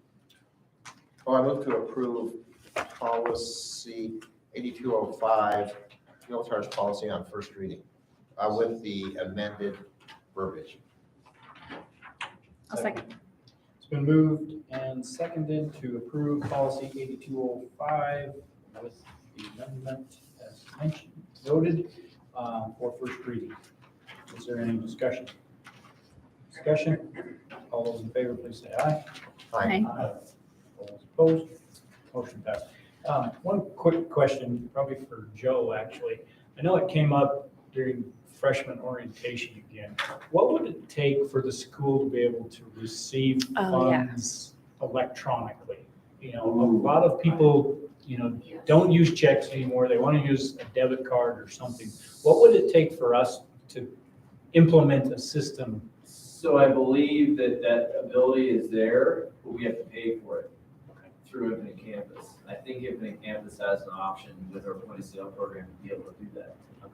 But don't quote me on that, I'd have to check with Luke 100% because he's kind of the Infinite Campus guy. But I believe it all stems on a paid add-on to Infinite Campus. Yeah. That's correct. And that was part of the sales pitch when we bought it in campus, was that parents would be able to do that. So I think that's something we need to, because I've heard it more than once. Right, I'm glad you brought it up because we talked about it the other day and I did talk to, I did talk to, I don't even know if I have any checks. I did talk to a couple of other districts, but they have larger lunch programs where they can facilitate it through the company doing their lunch program. So it wasn't helpful. So, yeah. So are you saying it's something we have to buy, or is it I paid believe for it's with an add-on service to Infinite Campus, or an add-on product basically that we chose at the time. not to do? And I can't verify for sure that there's an additional cost for us, but at the time, we just didn't have the capability, whether that was the technical capability or the financial capability to do it. I don't know. Very good. I believe this is. Katie Goodman. Okay. Yep. So we will jump back to approved teacher residency program participation and commitments. All right. So Katie Goodman is a student at U of M Western, and she has been working on her education degree. And she worked with Mrs. Hartman this summer in the summer camp programs and was a rock star. And we were excited to have her here and know that she is aspiring to be an educator in Townsend. So then we learned a little bit more about the teacher residency program. I had heard about it and learned about it at my Board of Ed meetings and those kinds of things, but we weren't on the list initially. So once I found out that we had a potential student teacher that was from one of the schools participating in the program, I called OPI and they said, oh yeah, you could be on the list. And so we were a little bit behind the schedule because they started the program this summer, but they did agree to allow us to jump into the program. And so Katie said she was interested. She had asked the college last year as well about being in the program and didn't think it was an option. So once we all found out that it was an option and did some more research to move forward, I will let her and Christina talk a lot more about the details because they have a lot more information, and Katie can tell you a little bit more about herself. But the plan is to have her in 5th grade with Mrs. Gilligan and to complete a full year teacher residency student teaching program. So it gives them a full year instead of a half year student teaching program. And they are allowed to take over the classroom when the teacher is out. Like part of the program is that the mentor teacher participates in professional development about being more of an instructional coach and teacher leader than just an average, mentor teacher of a student teacher. So Kim will be gone those days. Katie would take over the classroom those days. And it allows for that, as well as a certain number of days if she's gone for other reasons. The state, OPI pays the mentor teacher. OCHI helps cover the tuition costs of the teacher in the residency program. And our component as a school district is to pay a stipend, a housing stipend, or provide housing. So some of the districts I talked to have rented like Airbnb or an apartment for the person. Some of them have teacher housing available. Some of them have them living with someone that works at the school district, all different kinds of models. And so since we don't have one of our houses available, my thought was to offer the $550 that we would have for rent that would be comparable. So we would pay the $550 a month housing stipend to Katie as our portion of fulfilling the contract. And we would have the honor of having her here as a teacher. It's more of like an apprenticeship program, a residency is what they're calling it. So we would get to have Katie as a resident teacher for a year. And it's one of the retention and recruitment projects that OPI and OG are working in collaboration on. So the goal is then she will stay in a rural school district for an additional 2 years as part of one of her commitments. So she'll have the experience and a great, longer term experience, and then stay with us. So what did I miss, ladies? Katie, do you want to come up and say a few words? I can kind of talk just a little about myself because I don't know any of you except for a few. So I'm Katie Goodman. And, already I've only been here, I think 2-3 weeks doing the residency program, but I've learned so much. You go in as a new teacher, where I would be next year, and you don't know really how to start a classroom, really, like what are the procedures, like to even make things work. And one of the things that in my classes have taught us is procedures, routines, like those are the most important things you need in the classroom besides the curriculum, of course. And so before coming and doing this, you don't get much experience of how do you really start a year, and I'll get to see how you end a year. I'll know all the ins and outs of it, and it's a lot better than going in next year where I've only been in for about 6 weeks if I would do normal student teaching. You only get to see maybe the beginning if you do it in the fall, or the end in the spring where the kids are already in their routines, they know exactly what to do, they're not gonna, test the limits or anything, see what the rules really are. So you don't get to see kind of that authenticity of the kids in the classroom like you do if you're there since day one till the very end. You really get to know the students and kind of make those connections. I really know how to make those too, because I think that's so important. You have to know your kids, and they're not going to want to learn from you if they don't trust you or know you. And a new person coming in halfway through the year, they're kind of like, oh, who is this? And so I live here in Townsend already, so I kind of plan to be here the rest of my life too. So I feel very honored that you guys have taken me in here to show me the ropes, and I think this is a great opportunity, and I hope that even after I'm done, you'll have more resident teachers. I think it's just a lot of stress off of us student teaching too, of where am I going to be placed, where am I going to live, how am I going to make this all work, and have a second job on top of student teaching. Some of us still have courses while we student teach, even just on a normal schedule. So on top of that, it combines to a lot. So this residency program stretches out any coursework that we might have left, makes it a lot more manageable to be present in the classroom, learn and observe as much as we can, and still focus on learning as a student. So. Nice job, thank you. Any questions? So I think just to build on that, I think, given that year, like you said, everything happens so fast when you're student teaching, that classroom management, I think, is one that's definitely, they don't get the time in the classroom really be able to focus on that and develop it. So with this year, they actually have that time to do that. On top of the cost of the rental, the only thing the school will have to provide is the teacher, which is Mrs. Gilligan, will actually have to attend these leadership courses as well. So the school will have to pay for those. There's only 3 of them that are in person, so they will have to pay for those, the time in Great Falls and stuff. And then also myself, they've asked the leadership administration to attend the Leadership Academy as well. So in September, March, and May, I would have in person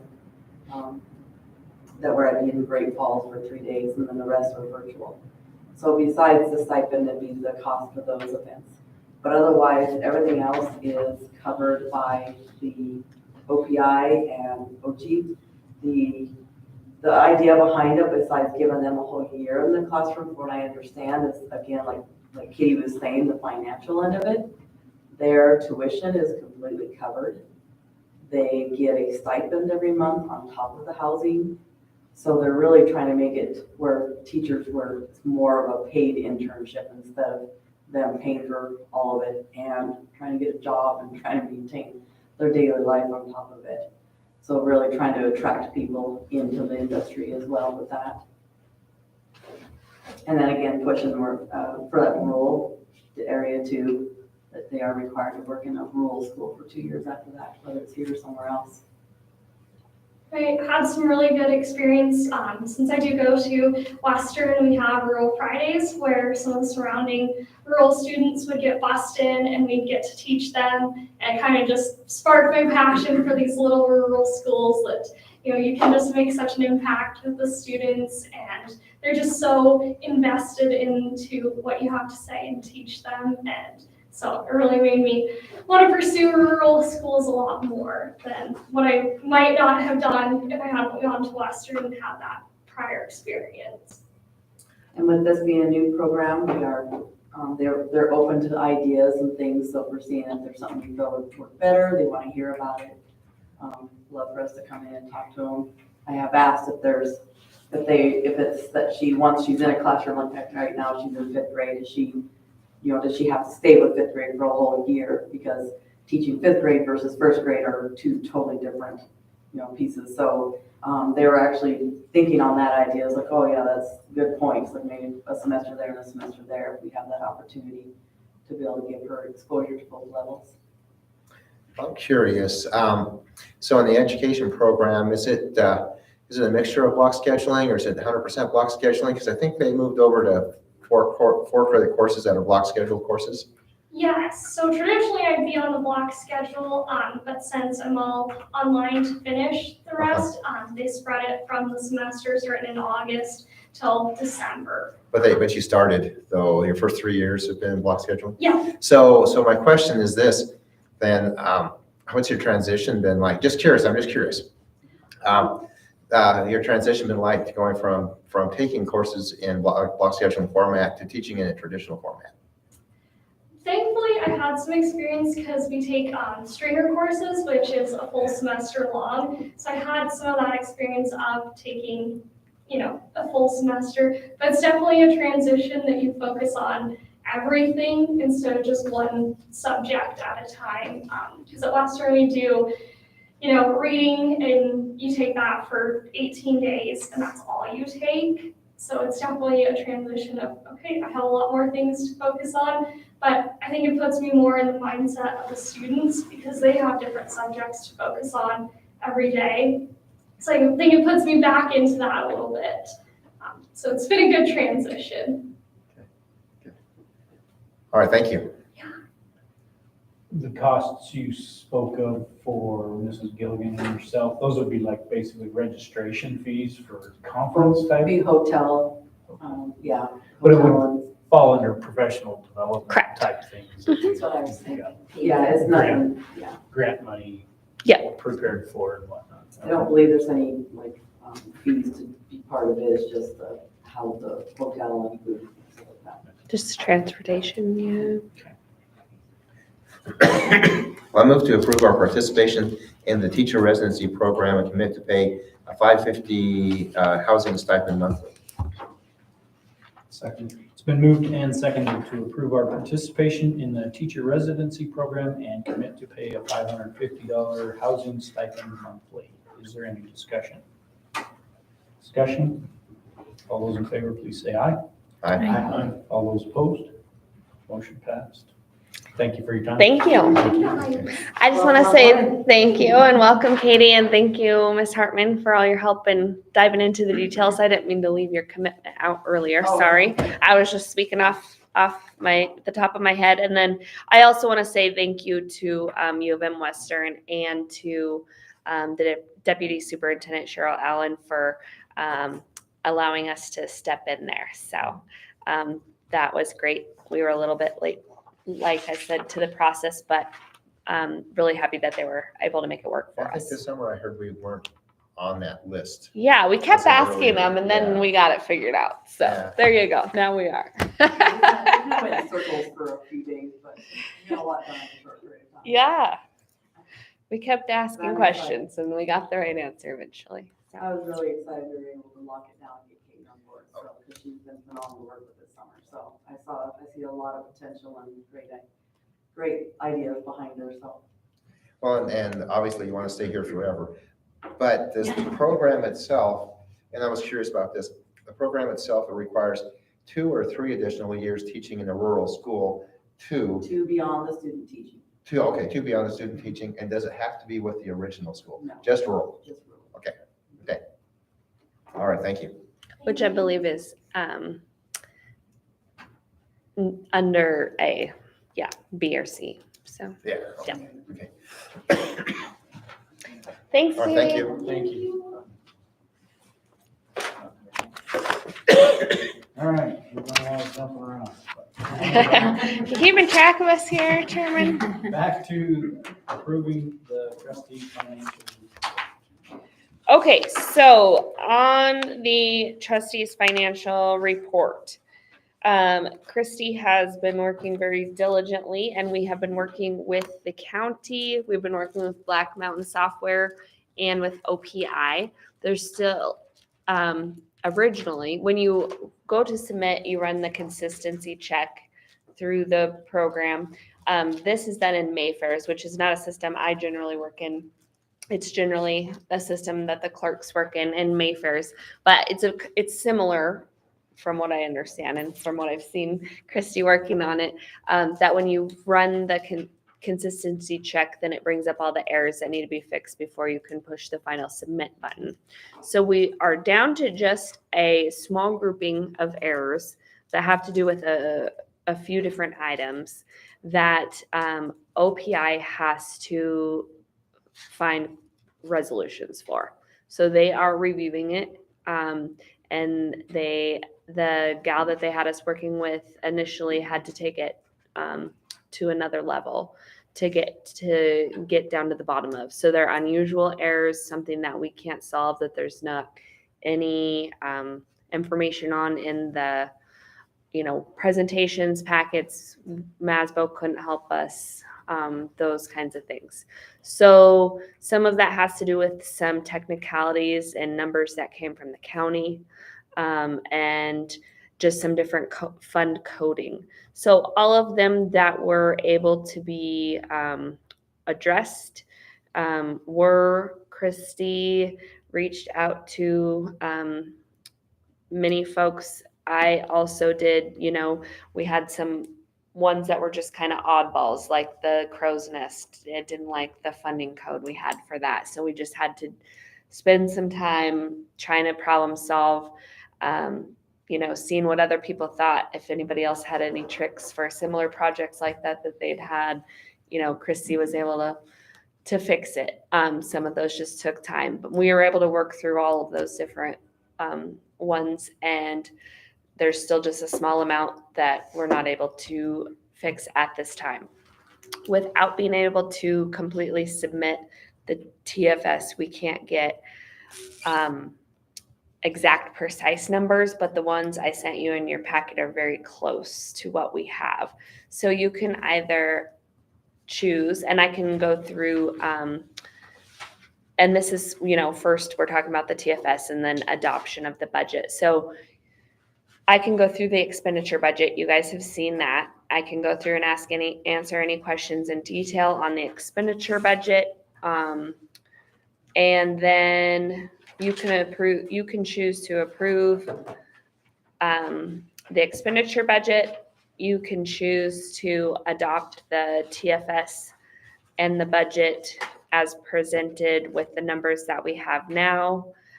Understanding that there could be minimal changes, or we could schedule a Zoom meeting when we have the absolute final numbers from OPI. It's out of our hands at this time. We were supposed to get a call back from them at 3:30 and did not receive that phone call. We were really hoping we were going to have it for tonight. So or would have given more notice.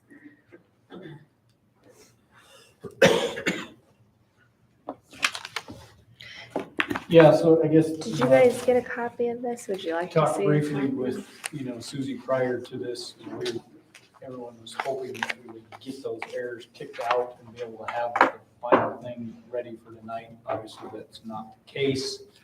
We can either approve it as is so that they can proceed and we can move on, knowing that there's going to be those errors that we're reliant on OPI at this point to correct. Or we can, again, try and wait and schedule another meeting to do that, but we are, we've had, I guess, a number of meetings, and I think we've gone through the majority of it in pretty good detail to the point that I think hopefully everybody feels comfortable with what we did, as far as levy amounts. And, like she said, she can't pinpoint that exact number until we're able to do that TFS. But what we have and what we discussed, 2 weeks ago at length is very, very close. And so those are kind of the two options. We can either approve it as with what we have, or we can wait and try and schedule another meeting. Okay. I've gone back and forth. I have concerns on either side of it, to be honest, but I truly believe we've done our diligent effort to make sure that the numbers are appropriate and correct to the best of our ability. We know we have some issues within, the TFS, but when we cannot honestly fix that without OPI's help at this point, I'm leaning towards let's approve it and move on so that we can get this done and move on. One more comment, maybe this will help a little bit with clarification. Christy, correct me if I'm saying this wrong, because you know more about the details of the TFS, but it's a matter not of like giant shifts in funding. It's just a matter of it not wanting to accept coding. So it's a coding issue. It's not going to swing. It's not going to be a big change in numbers. Cleaning everything up so that Mayfair's accepts the information. Almost audit-like, so to speak. And so there could be some minor changes, but that's how I understand it. Very technical coding that we're down to. So it's not going to have a large impact on numbers. I know they've put in a ton of time and been very diligent in working and trying to find all the appropriate people to assist them. And I think it is, I hate to say it is what it is, but I think where we're at, I guess I am comfortable moving forward. What's the consequence of approving budget without knowing the set numbers? I guess that's the deal, right? Yeah, well, kind of, I guess how I was thinking of it is, The TFS. is statutory. right. So I guess the only way that I can see it working is as we've done with with construction projects or with that kind of thing, where you say as long as it's within this parameter. Otherwise, we would have to reconvene. Either that, or we can set a Zoom, Thursday evening, Friday at lunch, whatever would work for you guys. But there's no set consequence for not having everything ironed out exactly. Did I say that right? I think I said that right. Not to my knowledge. We missed deadlines anyway, right? Yeah, and the county is as well. They're not even going to look at it until the 19th, but they were supposed to have their information turned in on the 15th. They're not going to look at it till the 19th. Yeah. So I provided them with the budget timeline, and it shows the dates of who's to do what when, but they let me know that they're not expecting it until the 19th or prior to their, meeting on the 19th. So that's why I was kind of hoping we could send it off to them by Friday. But. And that's as if we get our answers. But I do think, we've been quite persistent. So I think Any other schools have any same issues? yes. So that's part of 20 why. plus year veterans have still been working on their TFS this week. Yeah. The one in Boulder, I think I spoke to, was having some trouble with their cash reconciliation with her county. And There's a lot of districts that are still at this point, and ours isn't an issue with funding or anything, or use of funding or any of those kinds of things. That's why we've been told we can't get any help or help in person, because MASBO and the auditors and those kinds of folks are dealing with the districts that are, in a bad place fiscally. Programs aren't big enough. That's what we were told. I don't mean to say, we take this very seriously and we wish that we were further along, but Ed has also made it hard for us to get help. But we did finally get, quite a bit of time from OPI today, because we told them we had a board meeting tonight. We were really, really close and really hoping they could help us, but we just couldn't get done by the end of the day. It's nothing, it's not like a major fiscal issue where MASBO or those folks would come in and help us. So, and then since you work pretty closely, then you feel comfortable. The TFS or the final budget or both? Yeah, we went through the budget again today before the construction meeting. I went through some of the, just clarifying questions on why she adjusted, what she did. And yeah, I'm comfortable that she's done her diligent to present us with a fair and accurate one. Those are my But questions. you've also got the standpoint that if we've already blown our deadlines, why not give it another couple of days, see if these reconciliations resolve themselves? And then it can be a fairly short meeting. I'm because signing off on a TFS is it's a statutory requirement. And accuracy, I would rather prioritize accuracy over timeliness. So if there's a way that giving a couple extra days buys us improved accuracy, I would, and in kind of an off-the-cuff conversation with Jason, I think I was probably leaning the other way prior to the meeting, but like I say, I would rather be accurate and late than incomplete but timely. I've got to just, and as long as 3 of you are available, I'm going to be in Canada for the next 3 days attending a funeral. So I will not be available for any meetings past tonight. So Yeah, I can do my best to join Zoom. I just can't promise that will. So it would be reliant on Todd, running the meeting and whatnot. Well, no, we couldn't meet though until after the 19th with the county, because the TFS. We have to have it. We should have it done prior to the county looking at it. Okay. So it could be, this is Tuesday, it could be Thursday or Friday. Yes.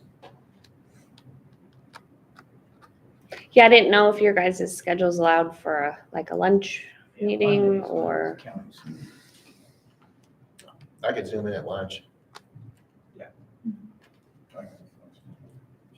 I thought that might be better on a Friday than and then that'd give I couldn't zoom in us. at lunch on Friday though, I've got class.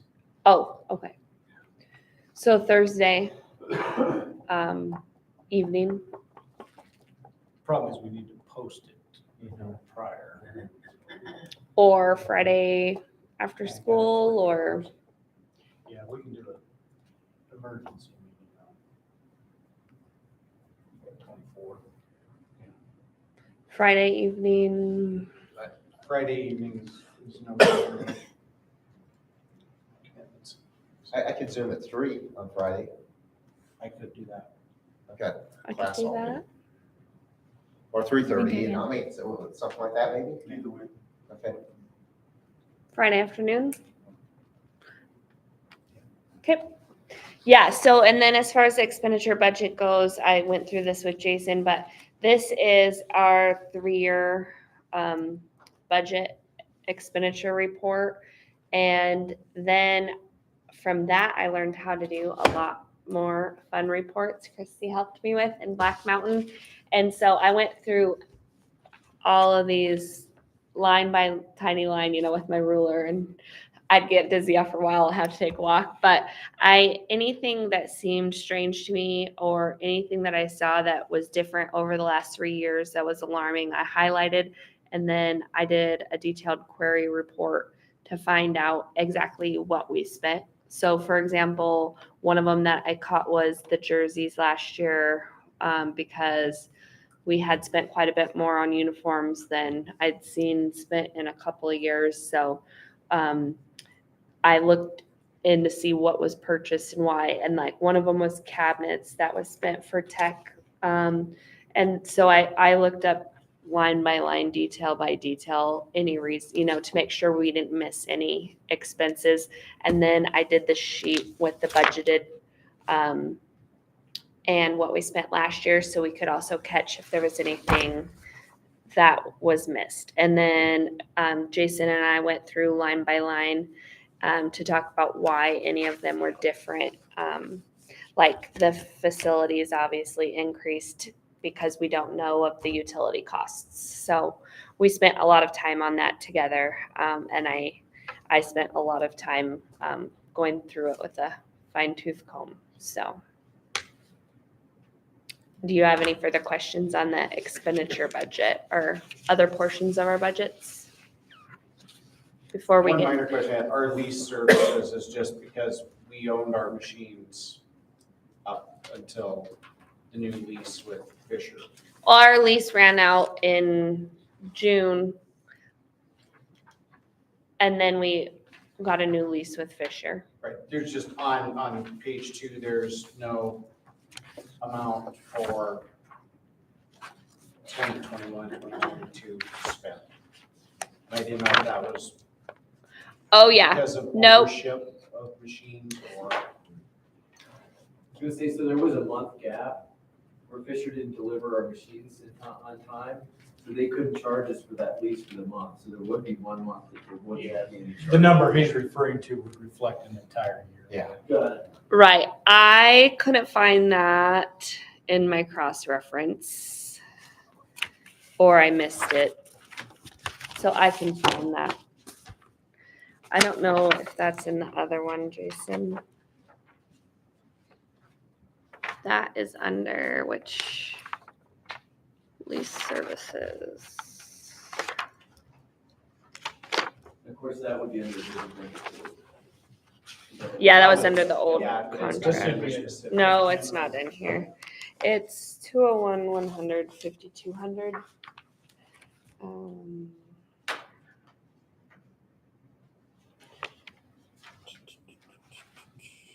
Christy, do you have Black Mountain open by chance?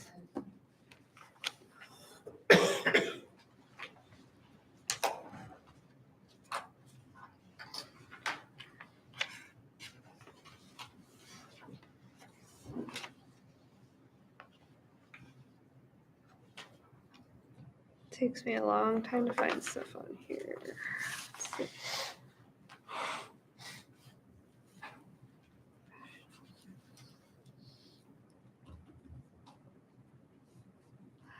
Oh, Yeah, I had it, I There we guess, on go. the previous one and it was 29. 22,000 was the previous budget number that I had for it, so she 22, She added to it.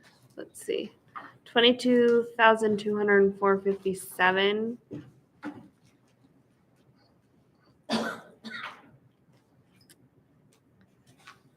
And then the 1 year it was 29,268.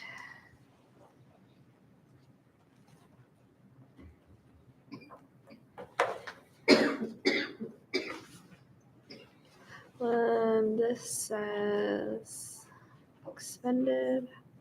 So in 2020, we expended the 22,204.57. And in 2021, we expended 29,268. Yeah, there was a line right there for expense. Printing. I don't think so. I think I got it. It would be 29, thank you, sorry. Found it. 268 in the column next to it where I had that gap. And they did say that would go down slightly. Good. Yep, it did. Yeah, because pool Should, copier. we're on it. We're on an escalating contract too this time, so it shouldn't go up contract-wise. Yeah. It went up over the last 3 years on my one right here. So, anything else?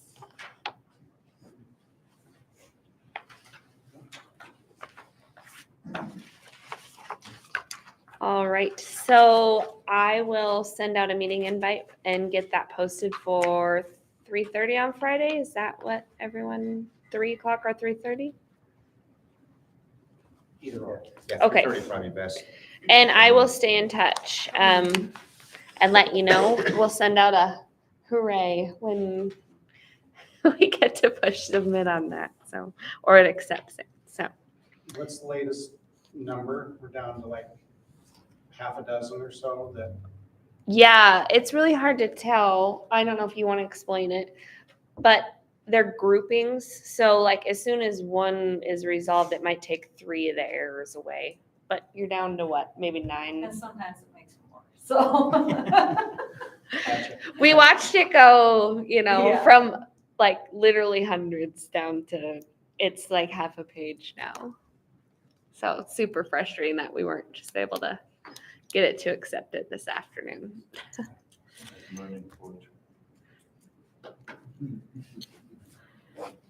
So, Okay, we will leave those basically tabled until Friday. Yeah, I will do my best. Friday I will be on the road coming home, so definitely don't wait for me. So we got a quorum. Yep, if I can join in. well, and fingers crossed, I'll be able to send it out to you and you can talk to us about any questions or concerns you have outside of that time if it doesn't work for you. Very good. All right, we will move on to principals reports. And this is the TFS, how it stands. If anybody want to see, it shows kind of where those errors are. We did print you off a copy. Just, but- I would appreciate one just as kind of a refresher of what it looks like. Thank you. Mr. Hartman. Start of the school was a little wild, getting into our buildings a little, last minute, but we made it. We had our ice cream social on the 29th, day before school, and I swear they were multiplying around the corner. It was amazing the number of people that showed up. They were there very early and excited to get in, and they just kept coming around the corner. Jason was there holding the door. I'm like, I don't know where it's ending. It just kept piling in there, piling in there. There was a lot of people in there. Everyone really liked having the ice cream social before school started. They really liked their kids to come in and meet and see even though it's a new school, just even be able to come into the classroom the day before and getting those nerves settled, getting their items put in their lockers and everything. So on top of the new school, it's just those things as well, that we can keep that, going for before school starts.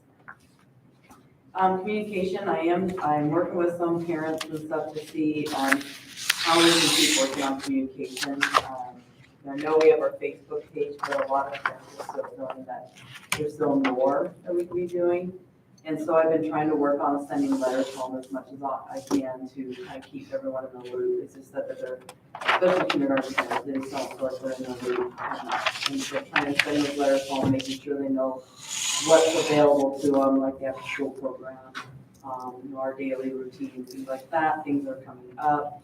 But I'm also going to survey them to see what other kinds of tools that they feel they'd be comfortable with on those notifications. So Class Dojo is something I've pushed for our staff to keep K-5.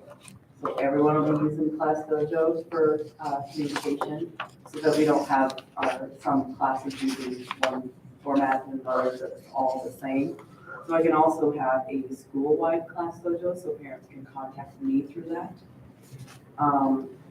So just trying to get ideas from parents on, what are some other ways that they would like to have that communication happen, because a lot of them are like, they just don't.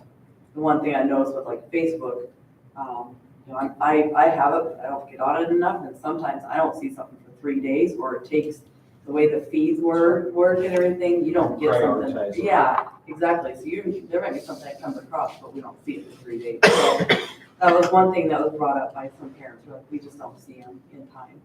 And so really try to work on that. Oh, I was gonna add to that, there's a product that I was informed about this week that I will be demoing with Sherry here sometime soon, that will be something that would be available through our school app. And it basically anonymizes any kind of communication so that you don't have to give them out your personal cell phone number. They can communicate you through the app to their teachers and also to any administrators who wish to be a part of the app. That's something that we should Kind of like a potentially remind look at. situation Yeah, where. very you similar can- to. Yeah, Right. it could be really Class handy. Dojo. So it's a messaging, Yeah, it's through our website, the same Thrill Share, the same people that are providing our website or Apogee. It's available. So- I just informed about this week. The gal from Thrill Share came and visited with me, and she mentioned it. And so we're gonna have a meeting, Sherry and I can most certainly include Brad and yourself in it too. so, and you can push content out? You can, it's just basically like the like Class Slack. Dojo or Remind. I don't know the specifics about it because I haven't even looked at it yet.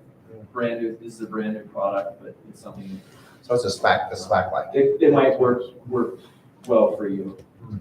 Yeah, the other thing, the other part of the communication obviously is something after the safety summit, learned a couple of options there as well that, right now, Infinite just hasn't proven to me anyway about how we can communicate on the safety measures through Infinite. It hasn't proven that it's a program that we can really count on when it comes to that. So I think that's another thing that to look at, I don't know if this is the idea behind it, would that be the answer to it? Or I know there's I think it's called Black Beer, something like that. That's another one that I know schools have used for that communication piece for emergencies. So I think that's another one that's been brought up by parents. It's like, the emergency piece. How are we going to communicate? So it's just for emergency notification, or is it for Yeah, everything? that one is, Just you can, communication? yeah, the one, I used it in the previous district. I think it's called Blackbeard. But you actually can dedicate, so you can actually set it up to where, so bus 6 or bus 2, whatever, here's everyone that's supposed to be on that bus. And if that bus broke down, you could click that group of people and a message goes out to them. And it's really easy to use from when I used it previously. Yeah. So I know, and that's just the one I've used before, but I know there's others out there. But something like that, you're not having to make sure that all these emails and everything in there, you can actually set it up to where they get a text message or a phone call. It's their preference on what they get. So I would get it in all 3 formats. I had emails, text message, phone call, I get all of them. So it was really nice that I made sure I got those. So there's that emergency notification kind of service, or a Correct. special situation kind of Correct. service? Okay, Yeah. okay. Yeah, and you can set up to groups, you can set up your sports teams. It's really, you can set up things like that. Sounds a lot like Remind. I use that with my high school stuff, and that's really quick, hey, don't forget this, or Yeah, don't forget that. And they all get it as a text message. And honestly, that's how, beyond email. Let's face it, we're drowning in our emails every day and they are getting checked all the time. And so honestly, that's about the fastest way to get a message out anymore. That kind of communication is changing, I think, a lot. Yeah. It really is. Yeah, so the Snapchats, rather than texting, even Snapchats and those types of media And we services. still have some that are still not doing text messages or, Yeah. having those kinds of things. So that's why I'm trying to survey to say, okay, what is your preference? And one thing was the newsletters. I know I've had a few people saying, well, we don't ever get those anymore. They haven't done those for a while. Like, that's how we learned of everything, was those newsletters. So are those families, if there's only 10 of them, I'm happy to send them to them, in paper format, if that's their form. Yeah, and to a great extent, it depends upon demographics as well, how you target them. Yeah. It's interesting, thank you.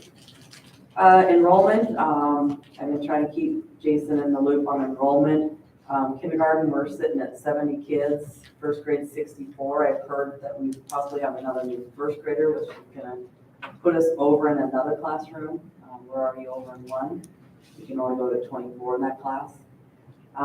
46 second graders, 62 third graders, 46 fourth graders, and 59 fifth graders. So we're still holding steady at that fifth grade class. And it keeps showing. I know of another fifth grader coming in October. We're told one moving in October as well. Staffing update, great staff. Got a lot of new ones that are still trying to learn our system and everything. So it's been a lot for them to jump in with a new reading program. And our fourth grade team, they're both new, so they don't know the ins and outs of everything. So trying to make sure that they're all staying in the loop and keeping up on everything is with the new school too. So it's been a learning process here the last couple of weeks. Any questions? Hey, Mr. Rock. Tried a new thing this year. There's a reason I don't try new things, because it was a disaster. We had a sixth grade orientation the night before school started. Great idea. Execution was very poor. I will take the blame for that. It was, learned a lot of how to improve it. We were counting on some things that I shouldn't have counted on. But the idea is good. I think the parents like the idea. Is all we were trying to do is very similar to what Mrs. Ever does at the high school, is get the sixth graders in, be able to just kind of show them what their day is like, run through kind of a very abbreviated schedule. We could have done it a little differently had we known some things in advance, but we will improve on that in the future. And I think we'll try to keep it. It's probably, I think the potential of it is better than anything I've tried in the past. So we will execute it a little better next time. We're really crowded in the middle school. We have our official enrollment, I think we're right at 180, which comes to 60 per grade level. Obviously a couple of grades are bigger than the other, but our biggest issue, we're over in a couple classes. We have those limits of 30 at that age, and the way we're designed, some of our classes are designed as semester classes, so every grade level has to be in there at a time, and it just comes down to a staffing issue. There's nobody else to do those. The room assignments and the space will be nice. Right now, we're running in, our biggest issue right now is probably, we have 180 students and they're all in one hallway. And there's just no way around that. And that's where most of our crowding and kind of chaos within the day comes. It did lead to a few scheduling issues. I tried to streamline our schedule the best we could to minimize the staff that we need. And we've ended up with some really large classes, especially as we get to like our exploratory 7th period. because we're just limited on the staff there. So in the future, if that trend continues, something might have to be done there. The area is the rooms that we inherited from the 5th grade and that part of the 4th grade currently have a temporary wall there, so that hallway is actually probably less than half the normal width that it normally is. So there's a lot of congestion in those areas. We're getting through that. If I understand right, I think those will possibly be alleviated by Christmas time, that issue. And then as far as student routes, for the middle school, it's kind of isolated from everything else, the way we're set up. The only way to get to the office really is right through the gym until the next part of our construction is done. So that leads to some really long transitions and commutes for the students as they try to come to my office or go to the main office or anything. They're either having to interrupt class that's in that gym or walk all the way around. But we're getting through that. So, all in all, everything has been really smooth with the new building and the remodeled building and the people here. I think last meeting you heard me tell Shane that the people working here have been awesome. They've done a great job. There's a lot of people still working in the middle school on various things, fire alarms especially, and those intercom systems. And they've been really, really good and really mindful of our students and staff, and I really appreciate it. But all in all, it's been a really smooth start to the school year. One of our things that I've never seen before with our new students coming in, generally there's a lag, and I think maybe our later start kind of accounted for some of this, but as you start a school year, you usually, you get all these new influx of students, but you usually can count on there's going to be an influx going out also. Students that transfer or, choose alternate schooling or whatever. Had 100% of the students we were expecting on day one, first time ever. Every single student in every grade was there, and didn't lose any in the shuffle going to other schools or anything, which is great. Again, it led to some big class sizes and some crowding situations, but I guess all in all, that's a much better problem to have than decreasing enrollment. And we've got some great kids to join us. Not only do we have all our other ones back, but we really, I think, got some people that are good additions to our community, so it's kind of nice. A little bit of change in our normal yearly schedule. Usually, you guys probably remember your kids selling candy going all the way back when I think every one of you that's had one at school has done it. That money goes, just to quickly review. So what that money does is it offsets some of the costs that we have in the middle school. All of our behavior programs and behavior rewards and those kind of things are paid for through the money of that candy sale. So it doesn't have to come out through anywhere else in the budget. And then part of that money, a fraction of it, stays with the class going to 9th grade as seed money for them as they start to raise money for high school. And then a lot of the things like our sound system, all of that was paid for by our students selling the candy, that kind of, we bought a lot of our playground equipment, those kind of things. So it does go to a really good purpose. The candy sales have been moved up, and it's, again, just kind of an availability thing. You take that stuff when you can get it these days. Could possibly be here tomorrow, so that means probably Thursday our kids will be selling candy in a hurry. And that's good and bad. We get it over, get it done with. One issue we had one year was it was so hot when they delivered, it started to melt in our classroom we stored it in. And also a lot of people like it right around that Halloween time and toward the holidays, they start giving it as gifts. And very popular fundraiser. We get a lot of people calling asking if it's a little late, how come we haven't sold it? So It's a really effective way to kind of offset some of those costs in the middle school. But no, all in all, it's been really a smooth start to the school year, and everything new and changed, and our kids are just it's kind of great because they send kids in my office, don't know how to get there, so that's This is so true. I get lost on it. so, no, it's been good. Speaking of your new office, if you store the candy in there, you shouldn't have any problems. Yeah. Store it in the elementary. There you go. Don't bring it down to my office. And I would like to say that we learned, I might have mentioned this the last meeting, but we did utilize the learning stair to meet with our parents that first. I know there's been some questions on how much that would get used, but things. And it'll be a really nice thing for situations like that. So, no, we're really, really happy with everything and the way this year's kicked off. Okay. Any questions or? I would just ask, is there anything that can be better? Anything?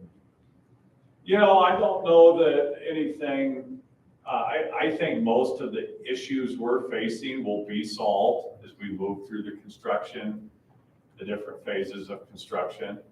I think that will, give us some more room in the lunchroom, all those kind of things. So, no, I think, there's some things that could definitely be better, but I think improvements are on the way. And it's nothing we didn't really expect. I think we were prepared for what's going on, and the people doing the work have been very, upfront with timelines and what they're trying to do.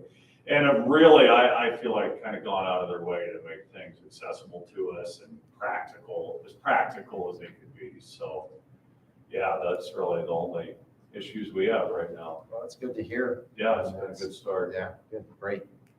Just don't ask them about printers. Yeah. Where the net, where connections with laptops.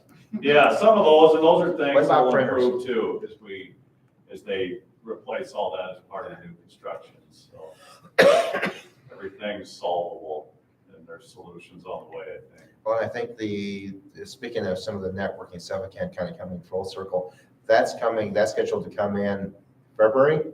We actually have our access points, and they're gonna put them in October. Okay, so they came in much sooner than we Yes, they're actually gonna anticipated. do just the access points. Okay, not the switches. The switches aren't until June. Oh, They got bumped back. oh, It geez. keeps getting bumped Okay. back, and keeps getting bumped back, and keeps getting bumped back. Okay. But all infrastructure's in place to make it all happen. Correct. Brad seems to have the worst connections. That very well could be fine. Although I have had it just, especially when it's an important Zoom meeting, not work, but most of the time in my office it works. I don't know. It's wild. Yeah, it's just kind of some random dropping at very inconvenient times, but I think we have narrowed it down to it is an access point problem. I think so. Which are getting replaced. Yep.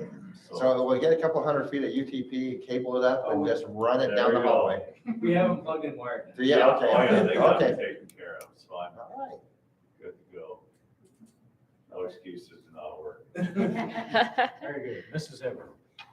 All right, so high school side, obviously a lot going on. I kind of wanted to start with just sharing with everybody that through the state organization and my commitments there, I was asked to attend an education summit in Louisville, Kentucky this summer. Incredible national experience. Pretty much myself, one other principal from Montana, one of our reps from our school administrators of Montana attended on behalf of Montana. So, and every other state had the same kind of attendees. So that was just an incredibly elevated experience for me professionally, to be in a room with educators at that level, some incredibly intelligent, well-spoken, idea-driven folks. It was a very great environment to be able to share that and have that. And I brought a lot back with me that was very positive from that. Again, as always, You know, I don't care if it's a giant school in New York City or a teeny tiny school in, you know, rural Montana or Idaho or something. We're all facing so many of the same issues in education, and it's just great to be with a lot of like-minded people to work on solutions for those, whether it's staffing or, you know, student retention or all of those different things. So that was an incredible experience, and probably my very favorite part happened the very last day. I think you guys know I feel like it's really important to have student voice in just our local level here as well. But we got to see that at a national level, and they had a panel of students sit and speak to all of these educators from every state in the United States and on the issues, on what they see needs, what their needs are, what they think their peers' needs are, and mainly it was just to be heard and have a chance to help make decisions on their behalf in our schools. And so that was awesome. I loved that a lot. That was a great experience. So fun stuff. And Louisville, Kentucky is very hot and humid in July, just saying, but it was fun. Again, I echo what my counterparts here say. Great start to the new year.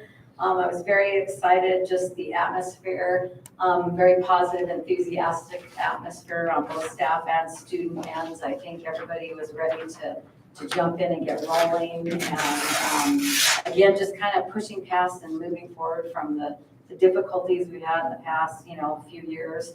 I think everybody was excited to be in the building and get started. It was a very, it was a different energy and a really positive energy for the staff and students coming back. Always, we have some new staff, and we're happy to welcome them to the high school. We have one of those long-term subs in for Mrs. Moldenauer, and she's been doing a really nice job there. We're happy to have someone working diligently in our music program to help us keep that music program and start, you know, building our music program. Obviously challenged like everybody else, some construction issues, some things like that for us, even we still have people working in the building, but for the most part, as Brad said, they've been great, and they're very patient with kids moving through hallways and all of the things that we still need to do to start classes. I'm looking forward to, you know, kind of my OCD kicks in. I'm looking forward to our building being like everybody else in one piece and everything's where it's supposed to be, and step out of hallways, and we're just stuck with some of that for now until we get all those things sorted out. So Somebody said she didn't like sharing her office with you. I had to serve her an eviction notice. No, I'm kidding. We had a great time.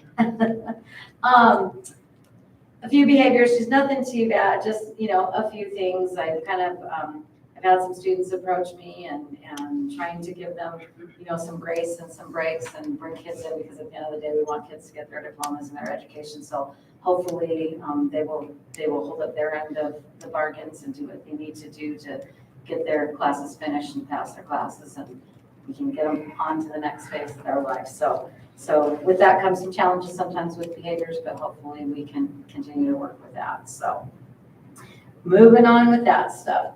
I've had a lot of, I decided this year, I did it when we had to go remote the spring of 2020, because obviously evaluations and observations weren't gonna happen at that point. And I missed our staff really badly. That was a hard time for all of us to be separated like that. So I kind of resurrected it that year. Instead of having them just scratch down some goals or type down some goals on a piece of paper and then submit them to me, actually scheduled meetings with the staff. I'm finishing up this week to sit down with me for 10-15 minutes and talk to me about their goals and what they're looking forward to, and input on things, you know, share with them some of my goals for our high school and the staff. And that's been great. I love sitting down and having those meaningful conversations. And I think it solidifies their goals and my goals and what we want to complete together as an entire building and an entire staff. So that's been great. I have really enjoyed doing that. Activities are up and running. The Bulldogs are tearing it up already on all fronts. So we're excited to see how that's going to grow for the season. Football, volleyball, cross country in full swing. Few pitches. So far we're navigating the smoke. Sometimes that's always difficult with our outdoor activities. I know cross country was actually running inside the building yesterday. But, you know, please know, I mean, I know it's an issue. We do follow MHSA guidelines, we look at all of that. I very much trust the AD and our coaches to make good decisions because they would do nothing to endanger their athletes for sure. So we are working through that every day, and it's a little different on what we work with versus what some of the other folks work with. But hopefully we'll get a big gusty wind, blow that stuff out of here soon. We can go forward. Just a couple of dates coming up, obviously. Not a ton, but I just want to put a few things on your radar. In September, we already have quarter one midterm. Homecoming week is again in October this year, the 3rd through the 8th.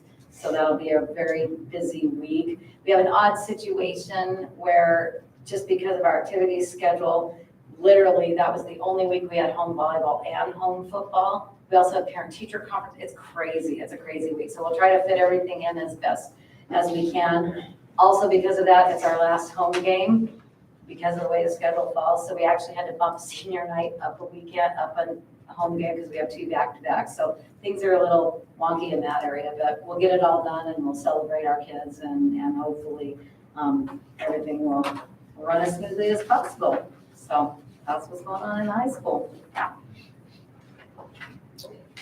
Questions?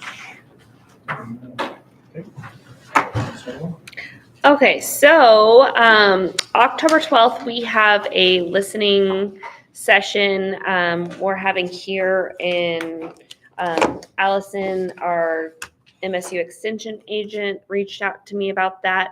And that's for part of the community assessment that's going on through Broadwater County Development Council, which I participated in some meetings for in regards to that last year. So they're going to come in and hopefully as much of our staff as possible will join in for that sectional after school on October 12th. So just want to let you know about that. They're interested in hearing about the needs from the perspective of educators, and you all are welcome to join, of course. We also are going to have some of our students too. She asked for student involvement. Yeah. So we're going to work on whether it's a particular class or whether we, give our student council, or I don't know, we're working on ways to involve our students as well. So that was really cool, based off the former state of the student voice for them to reach out and want to hear what students.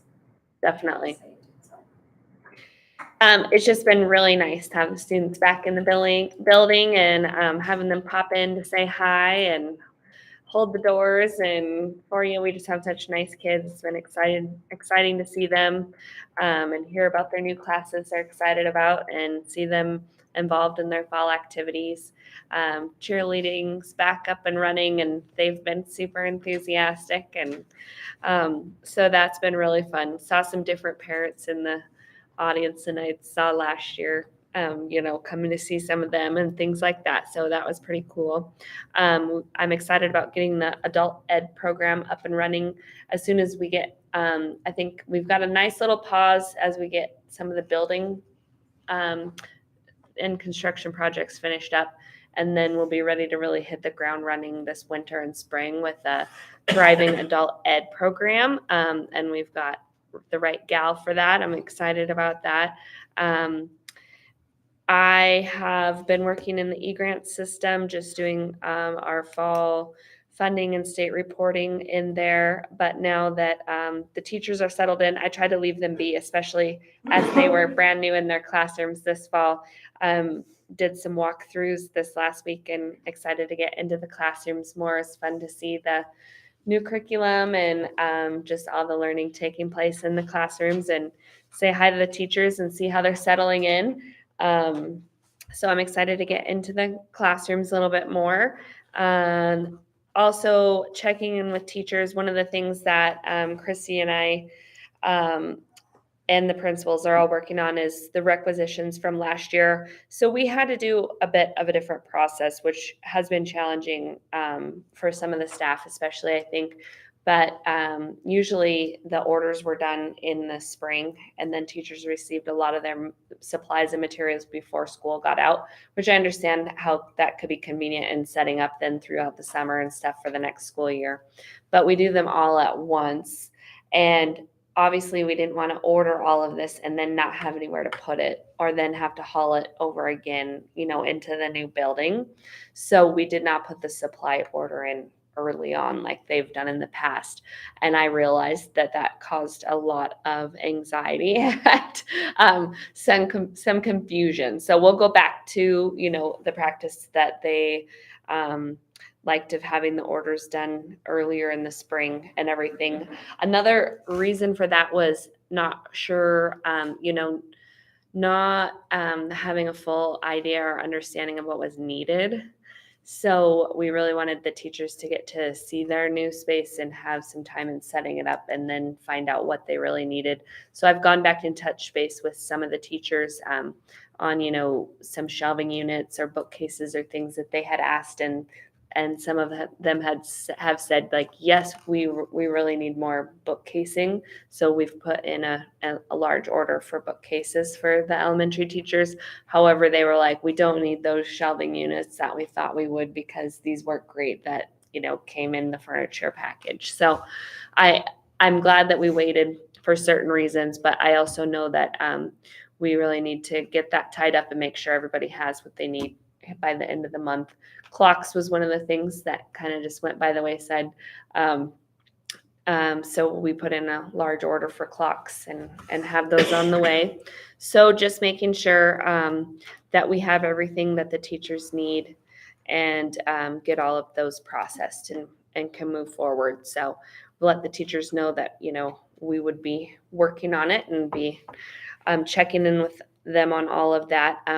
We are fiscally sound, and we do have some ESSER funds for teaching materials and supplies. So some of the things that got wish listed last spring when we weren't sure, with final budget numbers and all that, we're going back to the wish list and seeing who still needs what and making sure that we can get everybody those items. And then Christy and I will have a meeting set up as early as tomorrow to start working on the automated payroll system to see how that's going to work out and start moving in that direction. I think potentially in the future there could be other ways to do the requisitions too that might be more automated. We'll have to look into, but I That's think all through Black Mountain, right? yeah, That's all, okay. I think that will be helpful and hopefully cut down on some of her time so she can focus on the big picture work. And we just want to, we have a very technological district. We want all of our systems to match and be up to date. So there's no reason to still be doing the paper time cards. So excited about that, moving forward with that. And then finally, I wanted to ask the board what you thought about dates for the ribbon cutting. So we wanted to make sure that we got this done. We were asked to hold off. We talked about it doing it in August or, before school opened. We were asked to hold off by the contractors. But we know that people are antsy and wanting to see. And before we have homecoming or steak night, I think it's important we probably make that happen. So we were wondering what you thought about the 27th would be Tuesday, 27th of September, Tuesday, 28th Wednesday, or the 29th Thursday. So the conflicts we have on those nights, I know there's volleyball on the 29th. So I don't know how that would impact you guys. The 20 field trip is the 28th and 29th, so there would be that whole class. The fifth grade field trip is 20th and 29th. Oh, okay. And the fifth grade field trip. And then we usually try not to do things Wednesdays anyway. So I don't know if the 27th is a winner. 27th was the cross country, but they should be back by the end of the school day.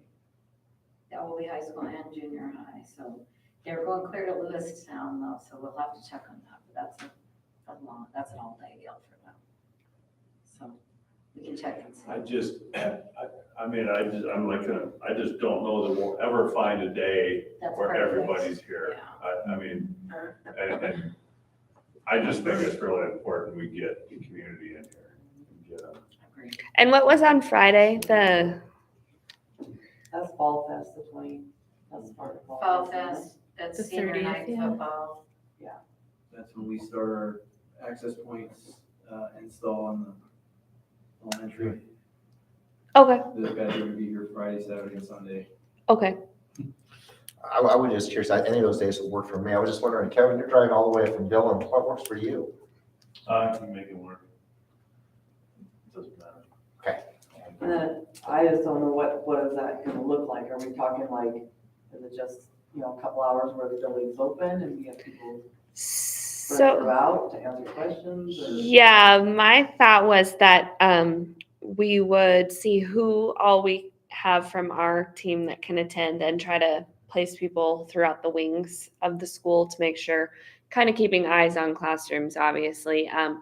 We can't expect all of the teachers to be there. Hoping that we'll have a good turnout from them, but that's not part of their contract, obviously. So however we can stage ourselves throughout there, I think we'll have quite a few teachers there. But and then do an hour and a half, whether we do 4:30 to 6 or something like that, where people can come in when they get off work. And either that, or I know Christina had mentioned doing it like tour style, but I just don't know how you'd group people. I was kind of thinking of an open flow and let them wander through and visit. So, and then I also wasn't sure who we wanted to have for specific people. Obviously reach out to some of the main local groups, like City Council and the Lions Club and Rotary and the county commissioners, and I just don't want to leave anybody off. So I might need some help thinking of all those critical people that we want to make sure we invite. Press release? Huh? Do a press release? Yeah, definitely do a press release. And I know we will put that in the MT43 page that they have offered us for information to get out there. So we just have to settle on a date so we can get it out. So we can keep talking about that in email unless you guys want to go with one of those tonight. Something be like the 27th. 27th is the least amount. Tuesday the 27th? And chances are with it being Tuesday and, maybe we can get some of the A&E and some of those folks to also be here too. Oh, yeah. Which gives us, a good 2 weeks to get it out there, you know what I mean, get it advertised. Okay.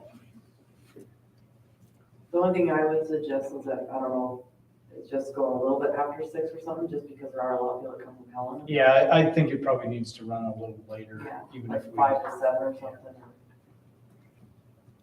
Even if we didn't start quite as early, total time frame, hour and a half, 2 hours, I think is fine. But I think we need to let people that do work out of town have enough time to get back.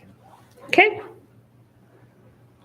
Well, keep that in mind and send any suggestions and we'll start working on it. I think that'd be a good one to see if the staff has some input on and maybe a good way to get them involved as well.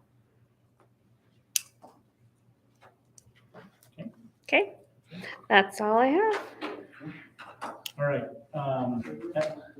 As noted on the agenda, the board is going to have a closed executive session with the superintendent for a while. So I have determined that the next matter to come before the board for consideration involves a matter of individual privacy.